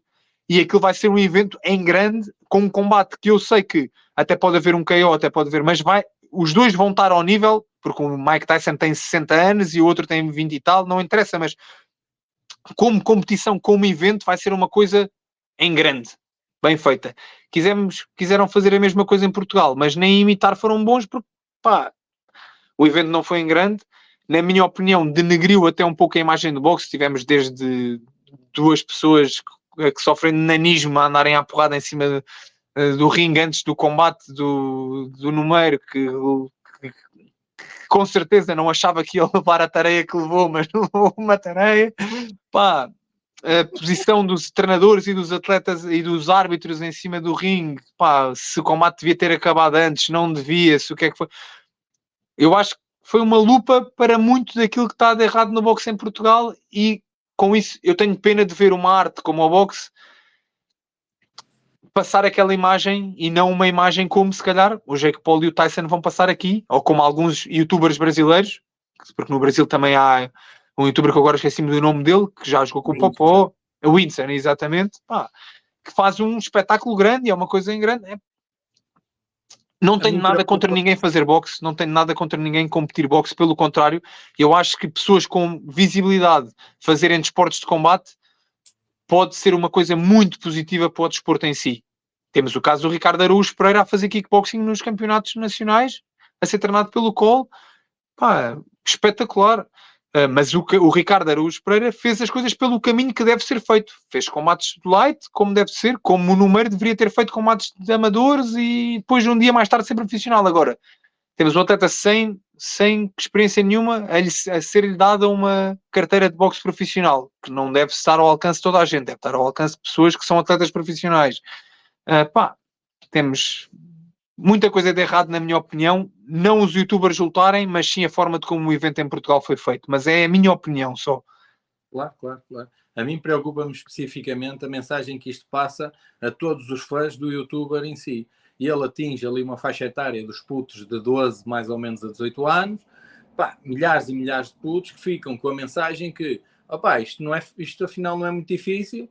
Qualquer um treina 2 meses ou 3 e faz uns treinos mais ou menos e tal, e pode ser pugilista profissional. E isso não é verdade. E não é só isso, eu até vou ser sincero. Vamos falar um miúdo com 12 anos que está todo entusiasmado para ir ver o combate. E os pais do miúdo, por o miúdo ter 12 anos, veem o combate com o miúdo. Se fosse pai, se eu não soubesse o que é que era muito boxe, e fosse pai de um miúdo que queria fazer boxe por ver aquele combate, eu dizia assim, espera aí, porra, vais ficar com a cara assim? Então este gajo chega aqui, paga e vai lutar profissionais sem nunca ter lutado na vida e fica neste estado. É pá, boxe, isso é que não vais fazer. Vai para o futebol, vai para o vôlei, vai para onde tu quiseres, mas para levares 70 ou 80 pancadas na cabeça daquela forma e ninguém, sem ninguém parar o combate, não, nem pensar. Por isso, mas pronto, é só a minha opinião. Acho que isto já foi um assunto muito batido. Eu não quero gerar polémicas, até porque sei que há bons atletas e bons treinadores que têm uma opinião bastante diferente da minha. Eu debati com alguns sobre isso. Isto é só a minha opinião. Acho que não favoreceu o boxe e a prova até está um bocadinho desde que esse evento houve, que já foi aqui há 6 meses, para aí. Sim, à volta disso. Sim. 6 meses, 5, 6 meses. O que é que o boxe mudou em Portugal? Daqui a um ano o Ion Numeiro fez uma gala e o boxe vai ser incrível para o boxe em Portugal. Daqui a um ano o Numeiro se calhar faz mais uma gala para ele ganhar uns trocos, para ganhar respeito também, como a gente estava a falar, e o boxe continua na mesma. Não há... porque não é assim. É uma coisa, o que se passa nos desportos de combate em Portugal, mais no boxe agora, é uma coisa estrutural em termos federativos e em termos de como o desporto é gerido em si. Não é um evento que vai mudar o panorama do boxe em Portugal. Deixa-me sair aqui um bocadinho disto, mas pegar aqui nos miúdos. Eu, não só como licenciado e mestrado, etc., eu tenho uma e até indo até ao início da nossa conversa, que eu acho que a resolução para muitos pais que têm problemas com os filhos hiperativos, problemáticos indisciplinados ou até com problemas escolares, é colocar os filhos numa arte marcial. Isto é a minha opinião pessoal. Acho que é muito melhor do que estar a medicar os miúdos, estar-lhes a dar qualquer tipo de calmantes ou ansiolites, ou seja o que for, colocar o miúdo nas artes marciais, porque à partida o miúdo tem energia a mais e vai canalizar ali as frustrações ou se calhar o stress até que os miúdos têm em casa às vezes, se canalizam ali nos desportos de combate. Portanto, eu acredito que desportos de combate ou artes marciais numa fase mais nova é a solução didática mais abrangente. Tu próprio falaste que tu foste um exemplo assim, um bocado educado sobre isso, que os teus pais tiveram a clareza de espírito de encaminhar sobre isso, e eu queria-te pedir a tua opinião sobre este problema familiar que cada vez é maior. Isso é um assunto que me toca de perto, porque eu, como disse, fui diagnosticado com hiperatividade e déficit de atenção, devia ter 5 ou 6 anos, completamente fora do que toca ao sistema de ensino escolar em Portugal. Eu não me adaptava minimamente, eu era um miúdo que não conseguia estar sentado numa carteira 20 minutos, quanto mais horas. Tinha desde ataques de pânico. Era um miúdo.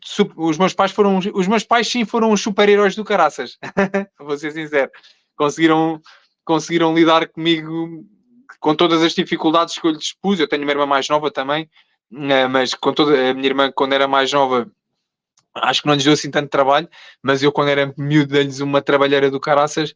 E eu foi-me indicado tomar medicação várias vezes ao longo da minha vida, e os meus pais sempre me protegeram nesse aspecto, e eu só tomei medicação durante 3 meses da minha vida, já enquanto adolescente, porque o meu desempenho escolar estava miserável, e eu então durante um período tomei Ritalina, mas numa dose muito, muito, muito diminuída. Não senti grande efeito, porque os meus pais disseram que não queriam que eu andasse a tomar aquilo em doses, falaram com o pedopsiquiatra na altura, e tomei 3 meses e depois deixei logo de tomar.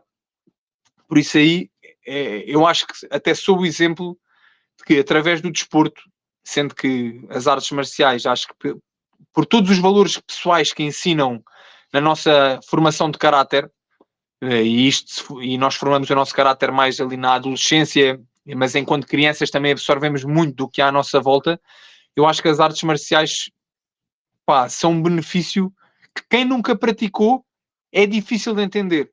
Quem nunca praticou artes marciais ou desportos de combate não consegue ter a noção. É como há coisas que tu nunca sentiste na tua vida, e por muito que eu te queira explicar, se eu te disser assim, olha, explica a sensação de subir ao ringue, ou de ser lutador profissional, ou de ir ao estrangeiro e teres um pavilhão inteiro a gritar o nome do teu adversário e tu teres que lutar contra essa, explica isto. É muito difícil. E alguém que nunca sentiu isso na vida, por muito que tu lhe expliques por palavras o que é que isso é, essa pessoa vai imaginar as coisas dentro daquilo que ela já passou, porque ela não consegue imaginar fora daquilo que é a vivência dessa pessoa. Então eu acho que as pessoas que não praticam artes marciais nem desportos de combate não têm noção dos benefícios que isto traz para nós, não só enquanto físicos. Eu estou a tirar completamente a parte física de lado, estou a falar apenas da parte de estrutura emocional, e as pessoas não têm noção da influência positiva que isto pode ser para uma criança, principalmente que já tenha alguns problemas, como era o caso que eu tinha. E atenção, que o déficit de atenção e hiperatividade é algo que te segue para sempre, é uma coisa para o resto da vida. Depois há adultos que se tornam menos hiperativos fisicamente e mais desatentos na parte do déficit de atenção. Eu, como tenho a sorte de ter uma profissão boa para mim, que me cansa e retira a energia fisicamente, não se nota tanto a parte da hiperatividade física, mas a parte do déficit de atenção está muito presente na minha vida, e eu só nos últimos anos é que tenho tido mais essa noção, e voltei a ser acompanhado por uma psicóloga e tudo, porque há coisas que são difíceis para mim fazer, que não deveriam ser assim tão difíceis em termos da atenção. Se eu tivesse um trabalho normal e não tivesse a prática de desportos de combate, tudo, eu nem sei o que seria a minha vida. A influência desde o foco, o conseguires perceber quando é que tens de ficar concentrado, quando é que podes estar distraído, em que situações é que podes agir de certas maneiras, quando é que deves gastar a tua energia. Ok, eu não tenho que andar aqui na sala de aula em pé e cheio de energia porque eu já sei que daqui a 2 ou 3 horas eu vou correr no treino, vou bater no saco, toda essa, e depois todos os valores que ensinam, desde a persistência, lutar contra a adversidade, tudo aquilo que a gente tem estado a falar aqui que exige enquanto atleta profissional, mas mesmo sem ser atleta profissional, tu aprendes isso como criança a ver os que são profissionais na altura. Tu cresces a ver outras pessoas a fazerem estas coisas e perceber, ok, é aquilo que eu quero ser, é os exemplos positivos que tu tens à tua volta e que enquanto criança tu vais absorver. E a influência que isso tem na tua saúde emocional e na tua saúde física também, porque se formos a falar então dos benefícios físicos, nunca mais saímos daqui, temos que fazer mais 1 hora de podcast. Boa. Muito bom. Era mesmo esse ponto que eu queria tocar. E tu também és um gajo que, pronto, tens energia, e como tens energia a mais, tu tens uma série de áreas também, porque és lutador, agora és lutador de MMA, não é só Muay Thai também, e és cantor também, tu és rapper, porque tu tens aí uns beats já lançados e tens umas cenas que até fixes até, porque é um bocado rap de intervenção, é um bocado, eu não sei se é rap ou hip hop, não sei. Faz parte do hip hop, é considerado rap. Rap é uma das vertentes do hip hop. E acredito que agora, como estás aí, tu cantas em português, portanto, o projeto aqui em Portugal está um bocado congelado, né? Parou um bocado, porque tu foste para os Estados Unidos, mas agora aí nos Estados Unidos nunca pensaste em cantar ao modo rap americano mesmo? Não, eu gosto muito da nossa língua, sabes? Gosto mesmo muito de português e não é que eu sei que se escrever em inglês consigo ter os vários flows, ter uma estrutura de rima também, tudo, mas eu gosto muito da nossa língua. Eu imagino-me sempre a cantar em português, não sei porquê. E eu tenho amigos até em Portugal que cantam em inglês e não tenho nada contra isso, pelo contrário, até acho que é bom porque mostramos, ao cantar em inglês, mostramos que em Portugal há artistas com muito potencial que conseguem cantar em português, em inglês, alguns também em francês e tudo. Eu não, eu dedico-me só ao português, mas pá, o rap para mim foi algo também muito presente na minha vida desde miúdo. Eu comecei a fazer rap acho que com 13 anos comecei a fazer rap, porque Cascais, apesar de ser conhecido como a zona dos betinhos, tem uma cultura muito forte de hip-hop. Ali a linha de Cascais é muito forte no que toca ao rap. E como tive ali muita influência de pessoas perto de mim, aos 13 anos comecei a escrever e faço como hobby, mas até agora tenho estado um bocadinho parado, vou ser sincero. Eu tinha um estúdio em Odivelas com um grupo de amigos meus e acabámos por fechar o estúdio e depois, isto não dá para fazer tudo ao mesmo tempo. É o podcast que também está parado, é o rap que também está parado, porque agora estou a dedicar-me totalmente à minha carreira enquanto profissional de lutador, porque também é assim, eu podcasts e rap eu posso fazer para o resto da minha vida. Ser lutador, pá, eu gostava muito que pudesse ser para o resto da minha vida, mas eu sei que não vai ser, então estou a aproveitar aqui ao máximo esta reta dos 30 e tal anos, que eu estou com 33, vou fazer 34, por isso quero mesmo aproveitar agora ao máximo esta reta final e depois logo me divirto nas outras áreas. Estás mesmo com a idade de Cristo, estás com aquela idade. Mesmo. E pode ser que tu encontres aí nos Estados Unidos uma crew para cantares uns para cantar. Não cantes é com o Puff Daddy, mas de resto. Não. Pô, não. Toda a gente aqui anda a falar disso agora também. Do escândalo do gajo. Aqui em Portugal ainda se tem muito aquela ideia que o que se treina aqui e os clubes que treinam aqui, a metodologia aqui não presta, mas portanto lá fora é que é bom, e nos Estados Unidos então, quando tu vais treinar para os Estados Unidos, que é um sonho, né? Estás no paraíso e que é tudo um mar de rosas. Eu sei por experiência própria que não é. Não deixa de ser vida de imigrante, e a vida de imigrante é sempre um sacrifício, e na luta se calhar é mais ainda, porque é uma vida muito sozinha, tu passas muitas horas sozinho, acabas por conviver só quando estás no treino, e fora do treino é para comeres, ir às compras, e estás no teu canto sozinho, pronto. Mas infelizmente aqui, principalmente o pessoal mais jovem que nunca teve essa experiência lá fora, acha que que vai chegar aos Estados Unidos e que é a terra prometida e não sei o quê. E como tal, eu vou pedir que tu descrevas o teu dia-a-dia aí e as dificuldades que estás a encontrar aí. Isso, olha, então já tenho aqui umas histórias muito engraçadas para contar, e até é engraçado porque eu há uns dias atrás fiz aqui um vídeo da cozinha do ginásio, na brincadeira completamente, mas eu fiz aquilo até com o intuito, que agora estava a pensar em fazer outra publicação para explicar às pessoas. Há a malta que está aqui a viver comigo, que é do UFC. Toda a gente imagina os lutadores do UFC, grandes carros, casas, ordenados milionários, festas, tudo. Malta, tirem o cavalinho da chuva. Ser lutador não é ser uma estrela de Hollywood.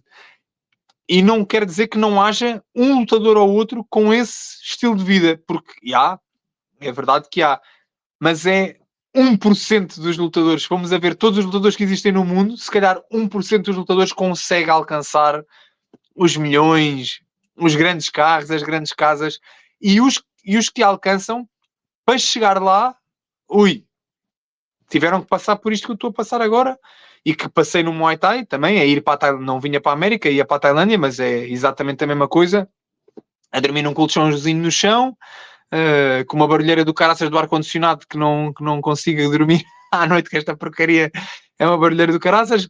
Na Tailândia tinha uma vantagem, cozinhavam para mim, eu pagava lá no campo de treino e cozinhavam para mim, aqui tenho que ser eu a cozinhar numa cozinha que não lembro ao diabo.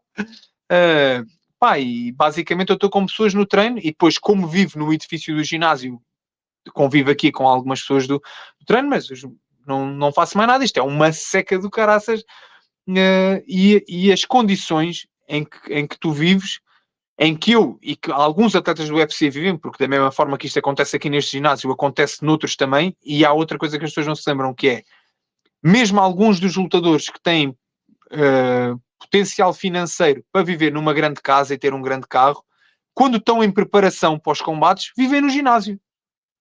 Vão viver para o ginásio, para estar completamente focados. Quantas pessoas é que vocês...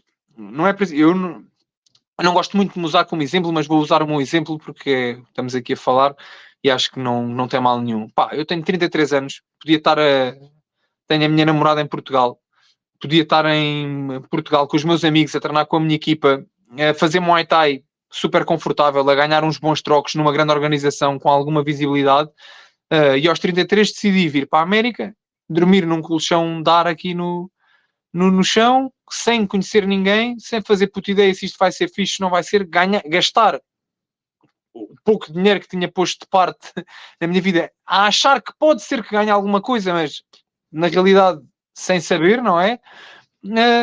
A cozinhar aqui, a ir às compras, o meu dia, estou aqui sozinho o dia inteiro, treino de manhã, treino à tarde, fora isso, numa ganda seca. Quantas pessoas é que se expunham a este desafio? Poucas pessoas. E isto também é um benefício que eu acho que os lutadores podem trazer para a sociedade no geral, e mais uma vez tenho que dizer isto, que projetos como o vosso vão fazer com que esta informação chegue a mais pessoas e essas pessoas possam aprender connosco, lutadores, que é a capacidade de nos expormos a um desafio para tirar algo para nós e para ensinar aos outros, que não é só dinheiro, é a experiência de vida. Eu chegar aos putos no ginásio e dizer, olha, queres lutar vai ser difícil, mas vai para a Tailândia, vai para os Estados Unidos, gasta o teu dinheiro, mas arrisca no teu sonho, vais aprender, e se conseguires chegar a um grande nível profissional que te permita viver, bom. Se não chegares a esse nível, vais ter a experiência de vida que pouca gente tem. Vais entender o que é o real significado de persistir mesmo quando as coisas correm mal, estar sozinho e teres vontade de dizer assim, vou desistir desta merda, vou voltar para Portugal, eu estou aqui porque eu quero, eu posso amanhã dizer, estou farto disto, olha, vou para Portugal, mas não, mas fico aqui, continuo a lutar pelo meu objetivo. Tudo isto, nós mesmo como lutadores até podemos ser uma vantagem para grandes empresas, porque nós sabemos o que é a noção de trabalho e persistir para trabalhar, para chegar a um objetivo superior a nós. Isto para dizer, a malta não tem, acho que falta um bocadinho mostrarmos isto, não mostrar só aquilo dos grandes carros, das grandes vidas, das festas, das gajas, de não sei o quê, mostrar que isto existe, e se calhar isto que eu estou a passar agora é o que a maior parte passa, não é o Ferrari, nem o Lamborghini, nem os milhões na conta, não. A maior parte da malta anda a contar tostões para poder vir para um ginásio, viver, treinar, tentar chegar a algum lado, e alguns nunca vão chegar a lado nenhum. Vão tirar só mesmo a experiência de vida, porque o dinheiro foi para estarem aqui. Se calhar como atletas as coisas não vão correr assim tão bem, porque é sempre uma incógnita. Tu arriscas a acreditar que vai correr bem, mas muitas vezes não corre. E tu acreditas que é possível fazer aqui em Portugal o que o Topuria fez em Espanha, que é treinar em Espanha, ter os campos de treinos dele em Espanha, entrar numa grande organização com a UFC e continuar a ter os campos em Espanha e performance chegar ao cinto?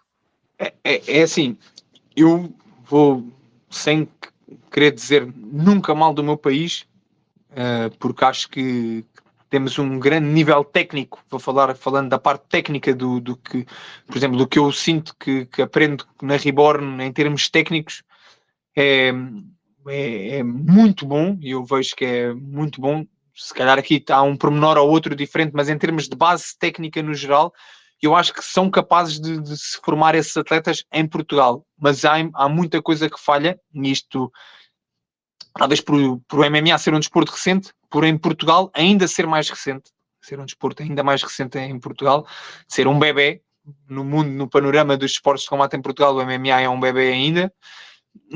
Há muito falta de noção do que é o desporto real, muito falta de noção de gestão de carreira de atletas, e cada vez mais eu percebo, não há um bom atleta que chegue a uma liga grande como a UFC, como a ONE, como o Bellator, sem uma boa gestão de carreira.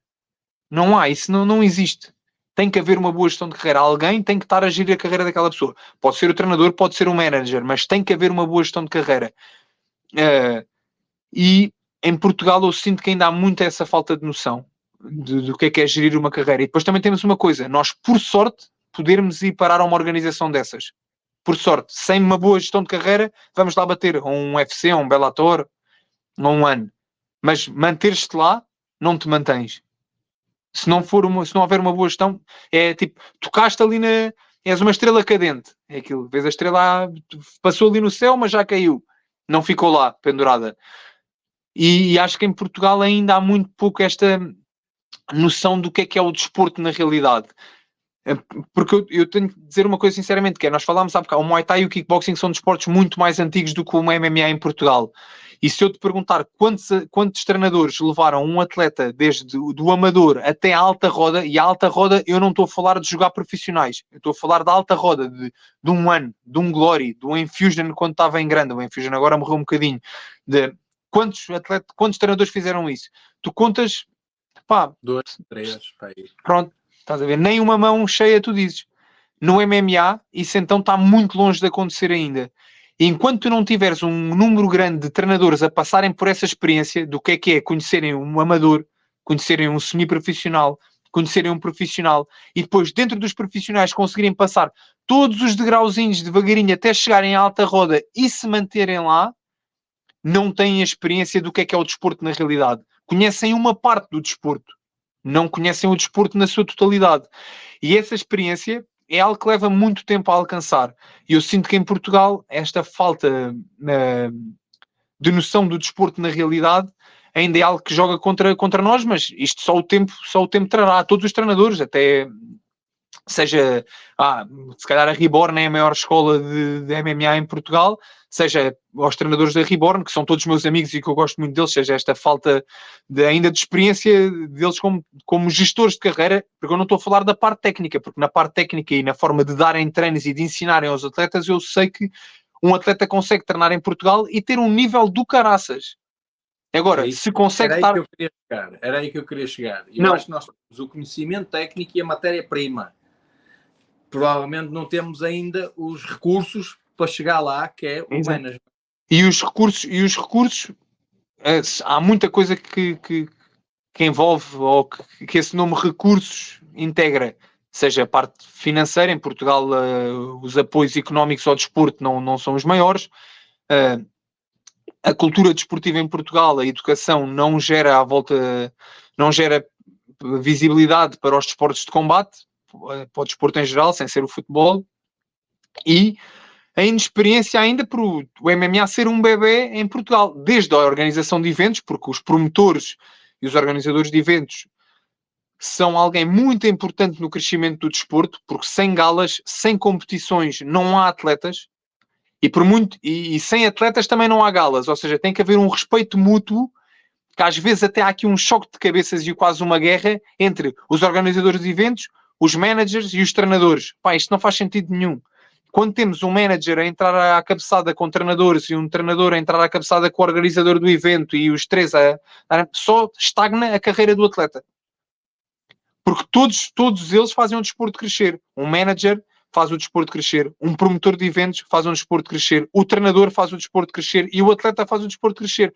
Se uma das partes não correr bem, é muito mais difícil. Se duas das partes correrem mal, é quase impossível. Então, esta ainda cabeçada que muitas vezes há em Portugal entre managers, treinadores, atletas, promotores de eventos, esta inexperiência também, é algo que só se ganha com o tempo. Eu acredito que Portugal, com o tempo, vai chegar a um ponto em que consegue mostrar a matéria-prima que tem, como estavas a falar, porque nós temos muito boa matéria-prima e temos muito bom conhecimento técnico. Mas para isso acontecer, tem que haver aqui uma mudança na forma de olhar para o desporto no seu todo e entender que desporto não é só eu treinar, mas também não é só ter uma federação que faz tudo muito bem, porque se a federação fizer tudo muito bem, mas não há atletas, não faz nada. Se os atletas fazem tudo muito bem, mas não há organizações de eventos para ganharem experiência competitiva, também não chega a lado nenhum. Se não houver promotores de eventos dispostos a pagar para os atletas profissionais lutarem nas galas deles, porque vão perder dinheiro, porque eu organizo uma gala e gasto uma porrada da guita. Então não vou organizar mais, Fonex. Pois, os atletas também têm que perceber que de alguma forma têm que dar algum benefício aos organizadores das galas. Isto é tudo um mundo, um ecossistema, que basta uma das partes falhar, que é muito difícil do desporto crescer. E esta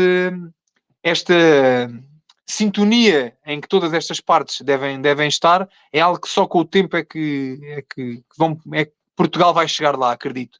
Não é falta de matéria-prima, não é falta de conhecimento técnico, é sintonia entre todas as partes, na minha opinião. E a experiência depois que vão ganhar por o tempo passar, né? Tentar que o desporto cresça.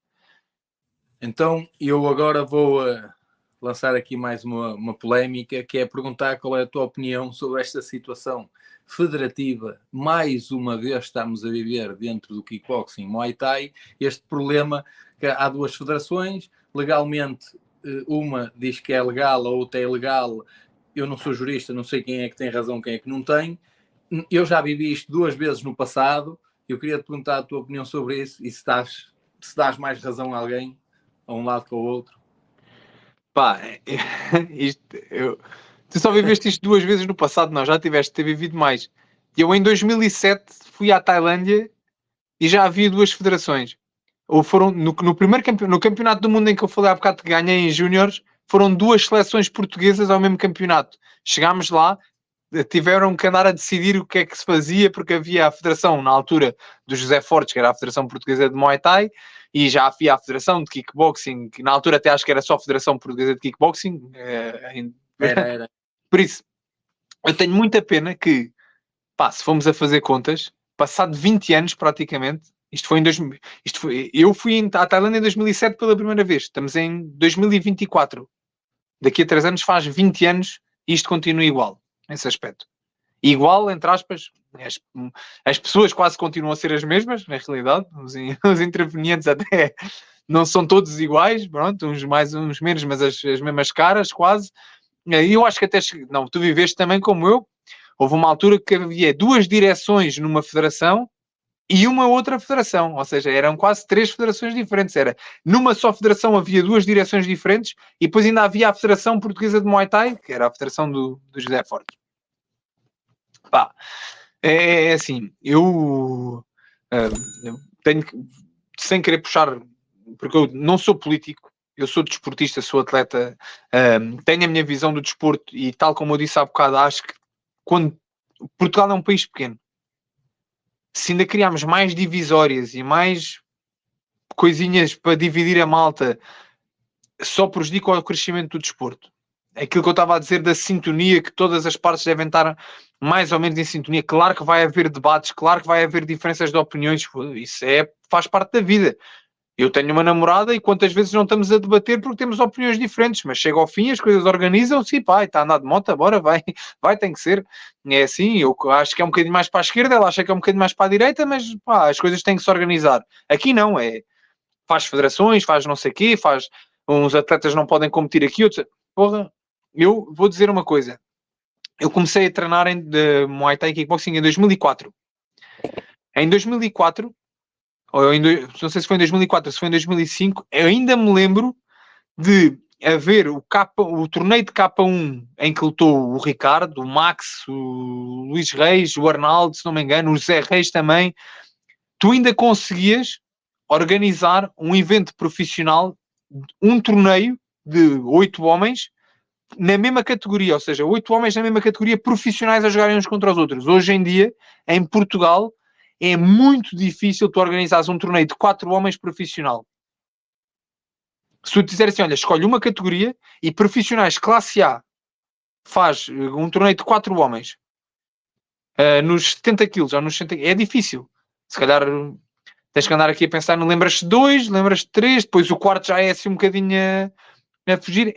Ou seja, como é que um desporto passado 20 anos perdeu nível profissional? Claro que é assim, a federação preocupa-se mais, as federações preocupam-se mais com o crescimento do desporto amador, mas isto é um caminho, não é? Se há mais pessoas e o desporto, em geral, cresce quando o profissionalismo é mais facilmente alcançado. Porque eu não quero andar aqui a competir a minha vida inteira sem ganhar tostões, ou todos nós, quando somos putos, lutamos a pensar que um dia vamos ser profissionais para chegar a algum lado. Ninguém luta, não, eu quero só lutar aqui no regional com 14 anos. Eu pensava era que queria chegar ao K1 no Japão, não pensava que queria ficar a jogar aqui em Loures, no campeonato regional. Pá, mano, e todos estes travõezinhos que metem estas burocracias que, pá, acredito que sejam importantes em alguns casos, só impedem o crescimento do desporto. E eu tenho pena que vejo cada vez vejo o desporto a crescer em termos de praticantes, muito, mas eu acho que isso nem tem a ver com as federações em si. Claro que as federações têm alguma influência, mas tem a ver com o mundo cada vez mais abrir as portas aos desportos de combate, e isso até podemos agradecer aqui um bocadinho ao MMA, porque o MMA teve um boom tão grande nos últimos 5, 10 anos, e a visibilidade é tanta que cada vez temos mais pessoas a dizer, espera aí que isto não são só uns burros com palas a andar à porrada, isto é malta que sabe falar, isto é bom para o físico, posso perder peso, posso ficar em forma. E o MMA deu esta visibilidade, então há mais praticantes do desporto, mas tens muito menos profissionais. Porquê? Porque estas barreirazinhas, esta falta de gestão de carreira, tudo isto, esta sintonia que eu falava há bocado, não existe. E continuam estas guerrinhas. Eu não dou razão a ninguém.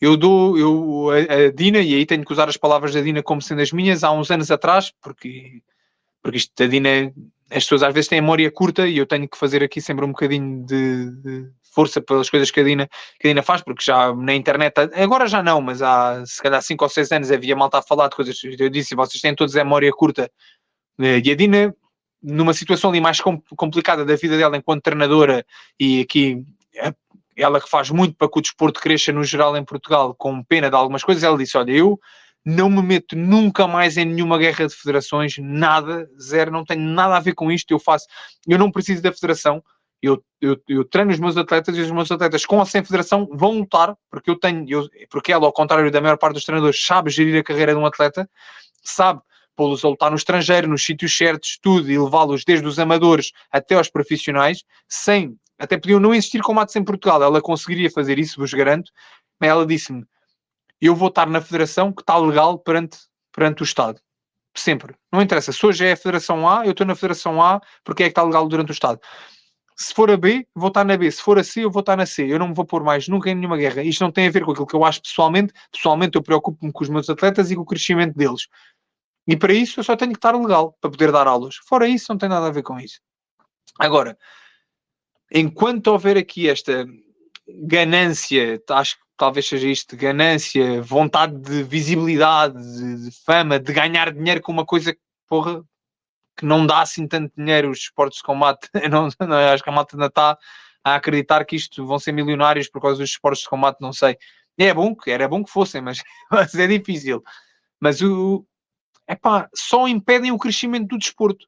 Se há 20 anos atrás se tivesse resolvido estas questões federativas, imaginem onde é que a federação podia estar e como é que teria, em termos de... Só uma coisa tão simples que faz com que o crescimento do desporto seja gigante. Em termos de organização de eventos. Até a federação, se calhar, podia organizar galas profissionais a dizer, olha, os nossos atletas que eram amadores há uns anos atrás, que andavam a lutar nos campeonatos regionais, nacionais, agora são grandes profissionais. E os putos cresciam a lutar no regional, no light, a pensar aí, daqui a uns tempos vou ao ringue e um dia vou ser como aquele gajo que eu vi na gala da federação a lutar. Tudo isto que faz com que o desporto cresça está a ser feito, na minha opinião, ao contrário. A criar divisões num país que já é pequeno, em que as coisas não são fáceis, só torna mais difícil. Por isso, eu não dou razão a ninguém. Tenho a minha opinião pessoal, mas acho que a minha opinião pessoal, eu digo, conta muito pouco nisto. Acho que o que conta mais é o crescimento do desporto. Eu vejo o desporto a crescer em alguns aspectos e a ser travado noutros por causa destas guerras. Verdade. E pronto, vou pôr um ponto final aqui, mas vou passar para o que falta. Nós vamos ver o Diogo Calado a lutar nos Estados Unidos? É possível. Não posso dizer que vão, porque eu não sei, mas sei que existe essa possibilidade. Eu gostava muito que acontecesse. Aliás, estou aqui, e já que aqui estou, quero aproveitar, mas não posso dizer nem que sim, nem que não, ainda. Eu não gosto muito de estar a dizer, isto vai acontecer de certeza, ou não sei o quê, porque há coisas que parecem, há muita coisa que parece e depois não é. Por isso, eu também achava há uma semana atrás que ia jogar grappling e no dia do combate, afinal, não ia.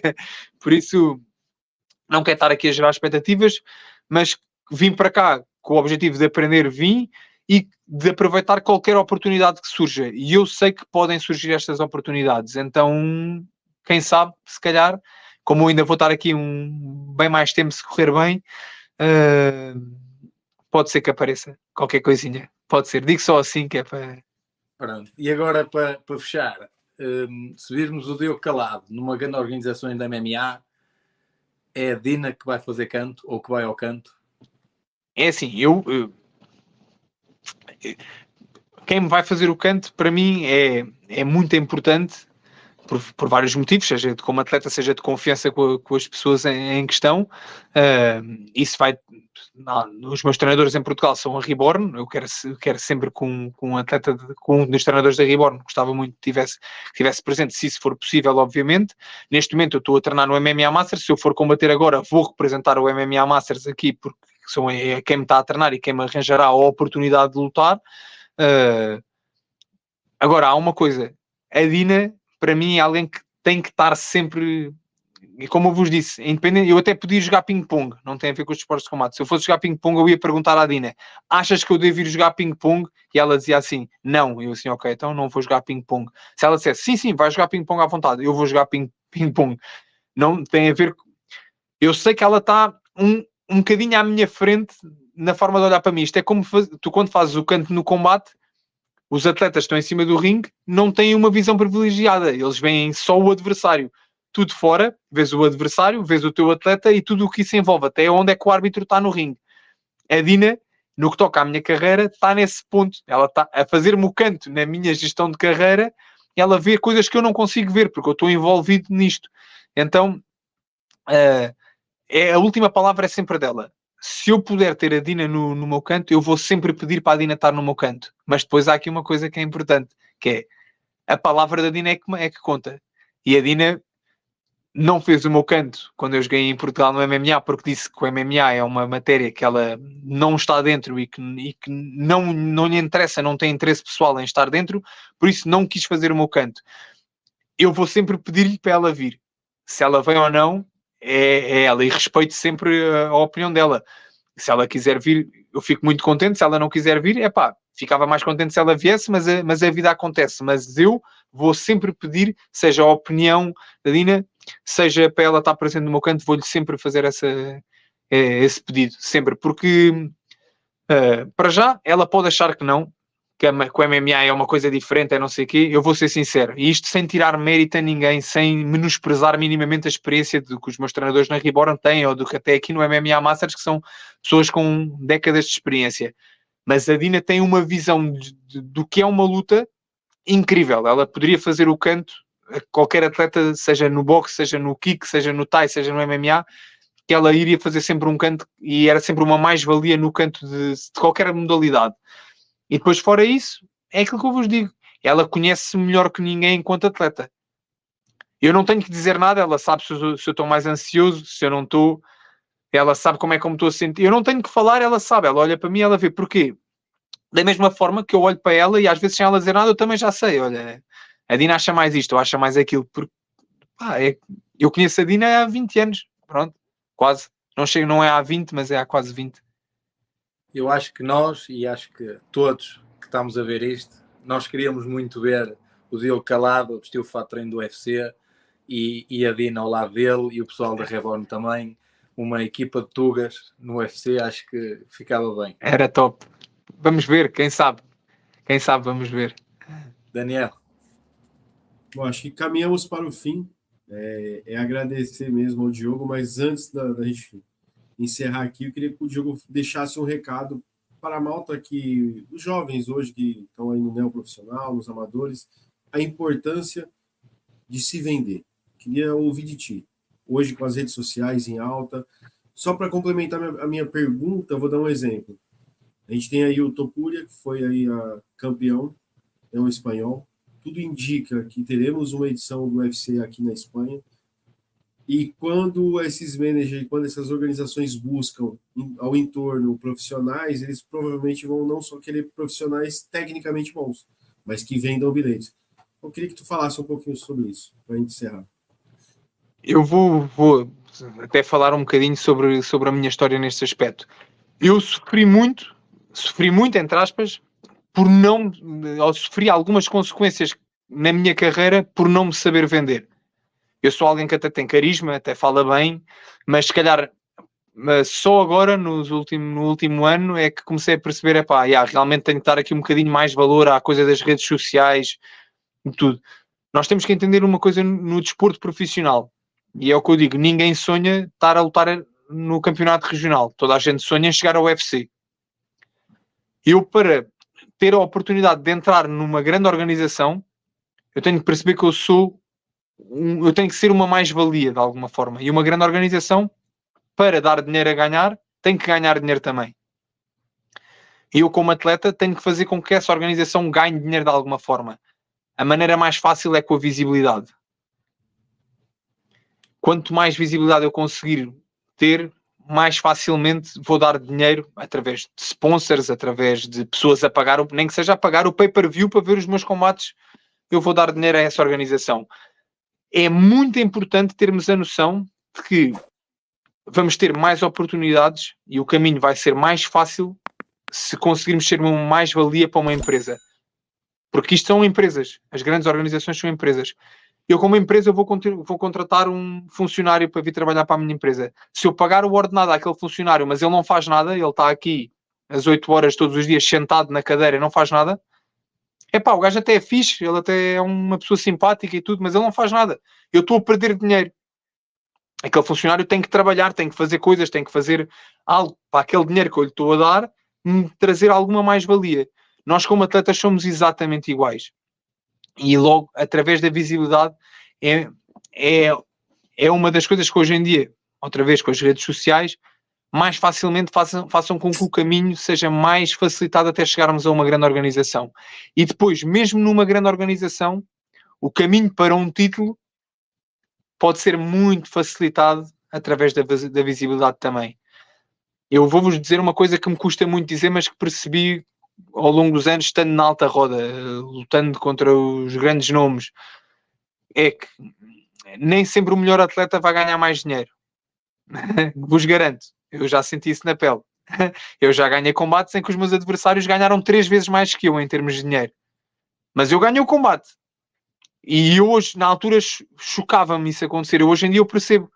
Eu fui o português que foi ao estrangeiro, pagaram-me um bom cachê, um bilhete de avião, uma estadia num hotel, a mim e à minha treinadora, às vezes a 2 treinadores, se for preciso. Ninguém dos meus amigos, ou os meus amigos, pagou 10 euros para ver o pay-per-view e os outros amigos juntaram-se todos em casa daquele e cada um deu 50 cêntimos para estarem a ver. Ou seja, a organização ganhou 10 euros comigo e se calhar perdeu 10 mil ou 15 mil. O meu adversário, que vive encheu o pavilhão, tem canais de televisão a pagarem para dar o combate dele em direto, tem tudo. Claro que ele perdeu. Ele não é o melhor atleta, mas ele vai receber 3 vezes mais do que eu, porque ele deu 3 vezes mais do que eu dinheiro a ganhar à organização. Isto é importante percebermos, que é, nós como atletas profissionais somos um produto também. Somos pessoas, mais do que tudo, porque somos, mas se olhamos para isto em termos de negócio, somos um produto. Nós temos que ser vendáveis de alguma forma. Nós temos que dar dinheiro a ganhar para ganharmos muito dinheiro. E eu sofri consequências, não só de não ter oportunidades para jogar para certos títulos, não ter oportunidades para jogar com certas pessoas, ganhar muito menos dinheiro do que alguns adversários que eu tive, não porque era pior atleta do que eles, se calhar até era melhor, mas porque não me soube vender e não soube fazer as coisas bem nesse aspecto. E com isto acho que podemos terminar mesmo com uma cena impecável aqui que tem a ver para as redes sociais, para os miúdos agora.